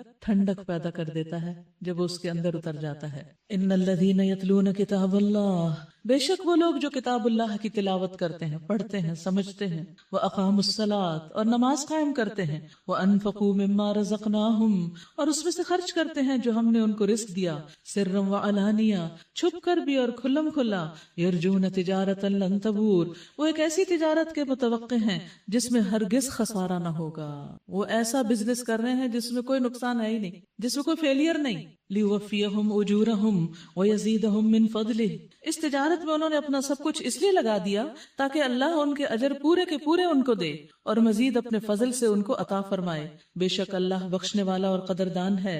اے نبی صلی اللہ علیہ وسلم، جو کتاب ہم نے آپ کی طرف وحی کے ذریعے سے بھیجی ہے وہی حق ہے، تصدیق کرتی ہوئی آئی ہے ان کتابوں کی جو اس سے پہلے آئی تھیں، بے شک اللہ اپنے بندوں کے حال سے باخبر ہے اور ہر چیز پر نگاہ رکھنے والا ہے۔ پھر ہم نے اس کتاب کا وارث بنا دیا ان لوگوں کو جنہیں ہم نے وراثت کے لیے اپنے بندوں میں سے چن لیا، یعنی امت محمد صلی اللہ علیہ وسلم، کنتم خیر امت فمنہم ظالم لنفسی، ان میں سے کوئی تو اپنے نفس پر ظلم کرنے والا ہے جو امتی ہونے کا حق ادا نہیں کر رہا، اس کو دین کی سمجھ نہیں، اس کا عمل اس کے مطابق نہیں جو محمد صلی اللہ علیہ وسلم لے کر آئے ہیں، ومنہم مقتصد اور کوئی بیچ کی راہ میں ہے، یعنی آہستہ درمیانی رفتار سے چل رہا ہے، ومنہم سابق بالخیرات باذن اللہ اور کوئی اللہ کے اذن سے نیکیوں میں سبقت کرنے والا ہے، سابق کہتے ہیں دوڑنے والے کو، جو نیکیوں میں دوڑنے والا ہے، وہ چلتا نہیں وہ دوڑتا ہے، اتنا زیادہ اچھے کام کرتا ہے۔ ذالک هو الفضل الکبیر، یہی بہت بڑا فضل ہے۔ ہمیشہ رہنے والی جنتیں ہیں جن میں یہ لوگ داخل ہوں گے، جن میں یہ لوگ داخل ہوں گے، یعنی جو لوگ دنیا میں دوڑ دوڑ کر اللہ کے راستے پہ چلتے رہے وہ دوڑتے ہوئے جنت میں داخل ہو جائیں گے، وہ سابقین المقربین الاولین میں سے ہوں گے۔ وہاں جانے کے بعد وہاں انہیں سونے کے کنگنوں اور موتیوں سے آراستہ کیا جائے گا، ان کو ڈیکوریٹ کیا جائے گا جیسے ایک دلہن کو سجایا جاتا ہے، وہاں ان کا لباس ریشم کا ہوگا اور وہ کہیں گے شکر ہے اس اللہ کا جس نے ہم سے غم دور کر دیا۔ مومن کو غم کس چیز کا ہوتا ہے یہ تو بتائیے، راز کی بات ہو، آپ کو اکثر غم کس چیز کا رہتا ہے؟ اپنے غم پہچانیے۔ مومن کا غم کیا ہوتا ہے؟ میرا بنے گا کیا کل، یعنی قیامت کے دن میرا بنے گا کیا، کیا ہوگا؟ تو انسان اس وقت تک چین سے، سکون سے، آرام سے بیٹھ نہیں سکتا جب تک کہ آخرت میں کامیاب نہ ہو جائے۔ اس وقت وہ کہیں گے جنت میں پہنچ کر کہ اللہ کا شکر جس نے ہم سے غم دور کر دیا، یقیناً ہمارا رب معاف کرنے والا اور قدر فرمانے والا ہے۔ الذی احلنا دار المقامت من فضلہ، جس نے ہمیں اپنے فضل سے ابدی قیام کی جگہ ٹھہرا دیا، اب یہاں نہ ہمیں کوئی مشقت پیش آنی ہے اور نہ تکان لاحق ہوتی ہے، یعنی ادھر نہ کوئی کام ہارڈ ورک ہے، نہ مشکل ہے، نہ تھکاوٹ ہے، ریسٹ ہی ریسٹ ہے، آرام ہی آرام ہے۔ اور جن لوگوں نے کفر کیا ان کے لیے جہنم کی آگ ہے، نہ ان کا قصہ پاک کر دیا جائے گا کہ وہ مر جائیں اور نہ ان کے لیے جہنم کے عذاب میں کوئی کمی کی جائے گی۔ اللہ اکبر۔ اس طرح ہم بدلہ دیتے ہیں ہر اس شخص کو جو کفر کرنے والا ہو، وہاں وہ چیخ چیخ کر کہیں گے اے ہمارے رب ہمیں یہاں سے نکال تاکہ ہم نیک عمل کریں ان اعمال سے مختلف جو پہلے کرتے تھے، یعنی جو دنیا میں پہلے غلط کام کیا اب ہم بالکل نہیں کریں گے، ہمیں ہوش آ گئی، ایک دفعہ واپس بھیج دو۔ لیکن کیا انہیں واپس بھیج دیا جائے گا؟ ان کی چیخیں، تھوڑی دیر بھی اگر انسان روئے نا تو اس کے بعد کتنا تھک جاتا ہے، تو جہنم میں پہلے ہی تھکاوٹ ہوگی آگ سے جلنے کی، اوپر سے اور چیخنا۔ رسول اللہ صلی اللہ علیہ وسلم نے فرمایا میرے پاس 2 آدمی آئے، انہوں نے مجھے بازوؤں سے پکڑا اور مجھے ایک دشوار گزار پہاڑ کے پاس لے گئے، انہوں نے مجھے کہا اس پر چڑھو، میں نے کہا مجھ میں تو اتنی طاقت نہیں کہ اس پہاڑ پہ چڑھوں، انہوں نے کہا ہم تیرے لیے آسان کر دیں گے، سو میں نے چڑھنا شروع کر دیا۔ جب میں پہاڑ کی چوٹی پہ پہنچا تو شدید قسم کی آوازیں سنائی دی، میں نے پوچھا یہ آوازیں کیسی ہیں؟ انہوں نے کہا یہ جہنمیوں کی چیخ پکار ہے، سناٹے دار آوازیں وہاں سے آ رہی تھی، اور وہ چیخ کے کہیں گے یا اللہ ہمیں باہر نکال، لیکن باہر نہیں نکالا جائے گا، وہ کہیں گے ہم اب نہیں جھوٹ بولیں گے، اب چوری نہیں کریں گے، زنا نہیں کریں گے، حرام کام نہیں کریں گے، لیکن اب موقع گزر گیا۔ اللہ تعالیٰ فرمائیں گے اولم نعمرکم ما یتذکر فیہ من تذکر وجاءکم النذیر فذوقوا فما للظالمین من نصیر۔ انہیں جواب دیا جائے گا کیا ہم نے تم کو اتنی عمر نہ دی تھی جس میں کوئی سبق لینا چاہتا تو سبق لے سکتا تھا؟ یعنی سیکھنے کے لیے کافی وقت دیا تھا تمہیں، کئی کئی سال. دیکھیے ایک سال میں 365 دن ہوتے ہیں، ایک دن میں 24 گھنٹے ہوتے ہیں. کتنا وقت ہے ہمارے پاس، کتنا گزار چکے ہیں، اور کتنا ہر روز ہمیں ملتا ہے کہ ہم توبہ کر کے اپنی اصلاح کر لیں. اور تمہارے پاس متنبع کرنے والا بھی آ چکا تھا. اب مزہ چکھو، ظالموں کا یہاں کوئی مددگار نہیں. حدیث میں آتا ہے اللہ تعالیٰ اس بندے کا عذر پورا کر دیتے ہیں جسے اللہ نے 60-70 سال کی زندگی عطا فرمائی ہو، اس کا عذر پورا کر دیتے ہیں. یعنی اس کے پاس پھر کوئی بہانہ نہیں رہتا کہ اللہ مجھے ٹائم نہیں ملا تھا کہ میں توبہ کرتے. ان اللہ عالم غیب السماوات والارض انہ علیم بذات الصدور. بے شک اللہ آسمانوں اور زمین کی ہر پوشیدہ چیز سے واقف ہے، وہ تو سینوں کے چھپے ہوئے راز تک جانتا ہے. وہی تو ہے جس نے تم کو زمین میں خلیفہ بنایا. اب جو کوئی کفر کرتا ہے اس کے کفر کا وبال اسی پر ہے، اور کافروں کو ان کا کفر اس کے سوا کوئی ترقی نہیں دیتا کہ ان کے رب کا غضب ان پر اور زیادہ سے زیادہ بھڑکتا چلا جاتا ہے. کافروں کے لیے خسارے میں اضافے کے سوا کوئی ترقی نہیں. اے نبی صلی اللہ علیہ وسلم ان سے کہیے کیا تم نے دیکھا بھی ہے اپنے ان شریکوں کو جنہیں تم اللہ کو چھوڑ کر پکارتے ہو؟ مجھے بتاؤ انہوں نے زمین میں کیا پیدا کیا ہے، آسمانوں میں ان کی کیا شرکت ہے؟ اگر یہ نہیں بتا سکتے تو ان سے پوچھو کیا ہم نے انہیں کوئی تحریر لکھ کر دی ہے جس کی بنا پر یہ اپنے اس شرک کے لیے کوئی صاف سند رکھتے ہوں؟ نہیں، بلکہ یہ ظالم ایک دوسرے کو محض فریب کے جھانسے دیے جا رہے ہیں. حقیقت یہ ہے کہ اللہ ہی ہے جو آسمانوں اور زمین کو ٹل جانے سے روکے ہوئے ہے، اور اگر وہ ٹل جائیں تو اللہ کے بعد کوئی دوسرا نہیں جو انہیں تھام لے. بے شک اللہ بڑا حلیم اور درگزر فرمانے والا ہے. یہ لوگ کڑی کڑی قسمیں کھا کر کہا کرتے تھے اگر کوئی خبردار کرنے والا ان کے ہاں آ گیا ہوتا تو یہ دنیا کی ہر دوسری قوم سے بڑھ کر راست رو ہوتے. مگر جب خبردار کرنے والا ان کے پاس آ گیا تو اس کی آمد نے ان کے اندر حق سے فرار کے سوا کسی چیز میں اضافہ نہ کیا. یہ زمین میں اور زیادہ تکبر کرنے لگے اور بری بری چالیں چلنے لگے، حالانکہ بری چالیں اپنے چلنے والوں کو ہی لے بیٹھتی ہیں. اب کیا یہ لوگ اس کا انتظار کر رہے ہیں کہ پچھلی قوموں کے ساتھ اللہ کا جو طریقہ رہا ہے وہی ان کے ساتھ بھی برتا جائے؟ یہی بات ہے تو تم اللہ کے طریقے میں ہرگز کوئی تبدیلی نہ پاؤ گے، اور تم کبھی نہ دیکھو گے کہ اللہ کی سنت کو اس کے مقرر راستے سے کوئی طاقت پھیر سکتی ہے. کیا یہ لوگ زمین میں کبھی چلے پھرے نہیں کہ انہیں ان لوگوں کا انجام نظر آتا جو ان سے پہلے گزر چکے ہیں؟ وہ ان سے بہت زیادہ طاقتور تھے. اللہ کو کوئی چیز عاجز کرنے والی نہیں ہے، نہ آسمانوں میں اور نہ زمین میں. وہ سب کچھ جانتا ہے اور ہر چیز پر قدرت رکھتا ہے. اگر کہیں وہ لوگوں کو ان کے کیے کرتوتوں پر پکڑتا تو زمین پر کسی متنفس کو جیتا نہ چھوڑتا، مگر وہ انہیں ایک مقرر وقت تک کے لیے مہلت دے رہا ہے. پھر جب ان کا وقت آن پورا ہوگا تو اللہ اپنے بندوں کو دیکھ لے گا. سورۃ یاسین. سورۃ یاسین بسم اللہ الرحمن الرحیم. یاسین والقرآن الحکیم انک لمن المرسلین علی صراط مستقیم تنزیل العزیز الرحیم. شروع کرتی ہوں اللہ کے نام سے جو بے انتہا مہربان نہایت رحم فرمانے والا ہے. یاسین، قسم ہے قرآن حکیم کی کہ تم یقیناً رسولوں میں سے ہو.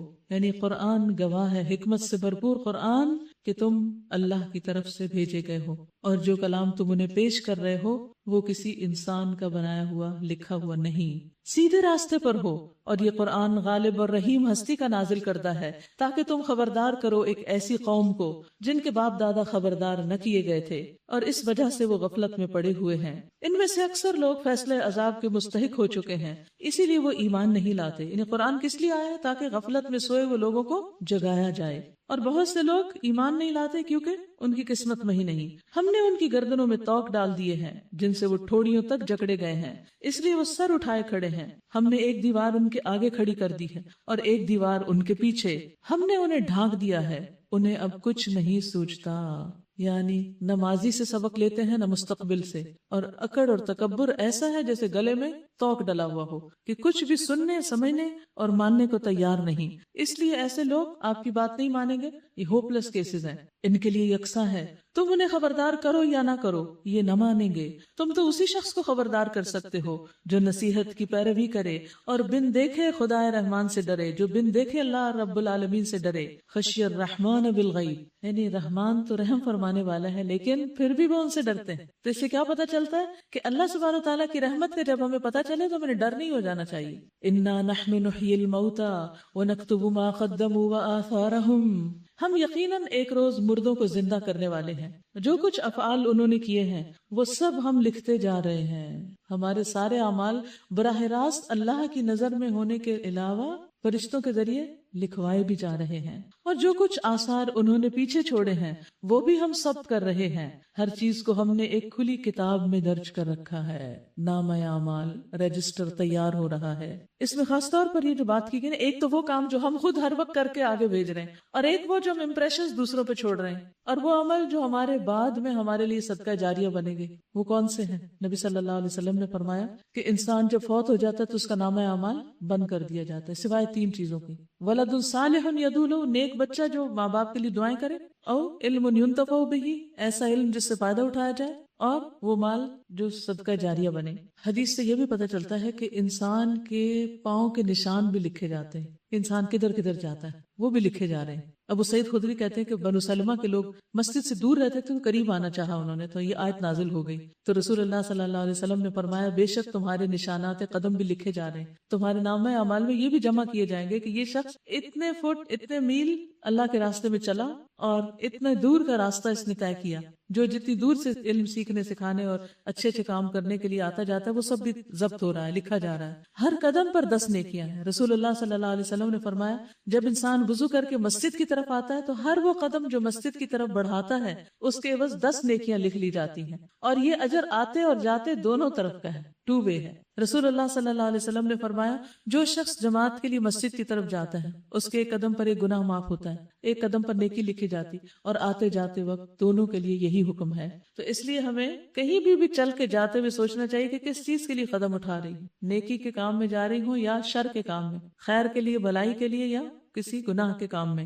اس موقع پر یہ بھی یاد دہانی کرائی چلو کہ بعض اوقات کالجز میں سکولز میں لڑکیاں کیا کرتی ہیں، گھر سے نکل آتی، ماں باپ کو بتاتے ہیں ہم کالج جا رہے ہیں، اور راستے میں اتر کے کہیں اور سیر و تفریح کے لیے چلی جاتی ہیں. تو یہ چیز بھی اللہ سبحانہ و تعالیٰ کے علم میں ہوتی ہے اور لکھی جا رہی ہے. اگر کوئی انسان نہ بھی پکڑے پوچھے تو اللہ تعالیٰ پوچھنے کے لیے کافی ہے. وَاضْرِبْ لَهُم مَثَلًا أَصْحَابَ الْقَرْيَةِ إِذْ جَاءَهَا الْمُرْسَلُونَ، انہیں مثال کے طور پر اس بستی والوں کا قصہ سنائیے جبکہ اس میں رسول آئے تھے. ہم نے ان کی طرف 2 رسول بھیجے اور انہوں نے دونوں کو جھٹلا دیا، بات ہی نہیں مانی. پھر ہم نے تیسرا مدد کے لیے بھیجا اور ان سب نے کہا ہم تمہاری طرف رسول کی حیثیت سے بھیجے گئے ہیں. بستی والوں نے کہا کچھ نہیں ہو تم مگر ہم جیسے چند انسان، اور رحمان نے ہرگز کچھ نازل نہیں کیا، تم محض جھوٹ بولتے ہو. رسولوں کو جھٹلا دیا. رسولوں نے کہا ہمارا رب جانتا ہے کہ ہم ضرور تمہاری طرف رسول بنا کر بھیجے گئے ہیں اور ہم پر صاف صاف پیغام پہنچا دینے کے سوا کوئی ذمہ داری نہیں. بستی والے کہنے لگے ہم تو تمہیں اپنے لیے منحوس سمجھتے ہیں، اگر تم باز نہ آئے تو ہم تم کو سنسار کر دیں گے اور ہم سے تم بڑی دردناک سزا پاؤ گے. رسولوں نے جواب دیا تمہاری فعل بد تو تمہارے اپنے ساتھ لگی ہوئی ہے، کیا یہ باتیں تم اس لیے کرتے ہو کہ تمہیں نصیحت کی گئی، یعنی اس لیے بگڑ رہے ہو؟ اصل بات یہ ہے کہ تم حد سے گزرے ہوئے لوگ ہو. وَجَاءَ مِنْ أَقْصَى الْمَدِينَةِ رَجُلٌ يَسْعَىٰ قَالَ يَا قَوْمِ اتَّبِعُوا الْمُرْسَلِينَ اتَّبِعُوا مَن لَّا يَسْأَلُكُمْ أَجْرًا وَهُم مُّهْتَدُونَ. اتنے میں شہر کے دور دراز گوشے سے ایک شخص دوڑتا ہوا آیا، بولا اے میری قوم کے لوگوں، رسولوں کی پیروی اختیار کر لو، پیروی کرو ان لوگوں کی جو تم سے کوئی اجر نہیں چاہتے اور ٹھیک راستے پر ہیں. یعنی جہاں ایک طرف جھٹلانے والے تھے وہاں دوسری طرف دور سے سن کر ایک ماننے والا بھی آ گیا، اور اللہ نے اس کا آنا قبول کر لیا اور اسے جنت میں بھیج دیا، اور ان کے اوپر تباہی آ گئی جس کی تفصیل کل اب انشاءاللہ ہم دیکھیں گے. وآخر دعوانا ان الحمدللہ رب العالمین. یہ چند پیمفلیٹس اور بکس آپ سے انٹروڈیوس کرانا چاہوں گی آج. ایک تو درود و سلام کے بارے میں آپ نے آج پڑھا ہے، کتنا ثواب ہے اس کا، لیکن ہماری عوام کی اکثریت تو اس کا پتہ نہیں تھی. پیمفلیٹ بہت ہی اچھا ہے، آپ فری میں ڈسٹریبیوٹ بھی کر سکتے ہیں، اپنے رشتہ داروں وغیرہ کو عید گفٹ کے ساتھ بھی دے سکتے ہیں. اسی طرح ایصال ثواب، ابھی جو ہم نے پڑھا کہ انسان جب فوت ہو جاتا ہے تو بعد میں کیا چیزیں اس کو فائدہ دیتی ہیں، اس کی تفصیل ہے. پھر ہڈن پرلز، پردے کا حکم کیا ہے، عورتیں خوبصورت موتی ہیں جن کو چھپا کے رکھنا چاہیے. پھر اسی طرح ازواج مطہرات کو کہا گیا کہ کیا چاہیے، دنیا چاہیے یا آخرت، اس پر یہ ایک لیکچر ہے تفصیل کے ساتھ. رسول اللہ صلی اللہ علیہ وسلم کی شادیوں پر لوگ بہت اعتراض کرتے ہیں، تو 1-2 گھنٹے کے پورے سپارے میں تو یہ نہیں تفصیل بیان ہو سکتی، تو اس پر یہ لیکچر موجود ہے. اور پھر یہ آخری آیت جو ہے ما قدموا وآثارہم، کیا آگے بھیجا اور کیا پیچھے چھوڑا، یہ آپ دوسروں کو گفٹ میں دے سکتے ہیں تاکہ وہ قرآن کی ان خاص آیتوں کو سن کر اللہ سبحانہ وتعالی کی طرف آ جائیں. سبحانک اللہم وبحمدک اشہد ان لا الہ الا انت استغفرک واتوب الیک. السلام علیکم ورحمۃ اللہ وبرکاتہ.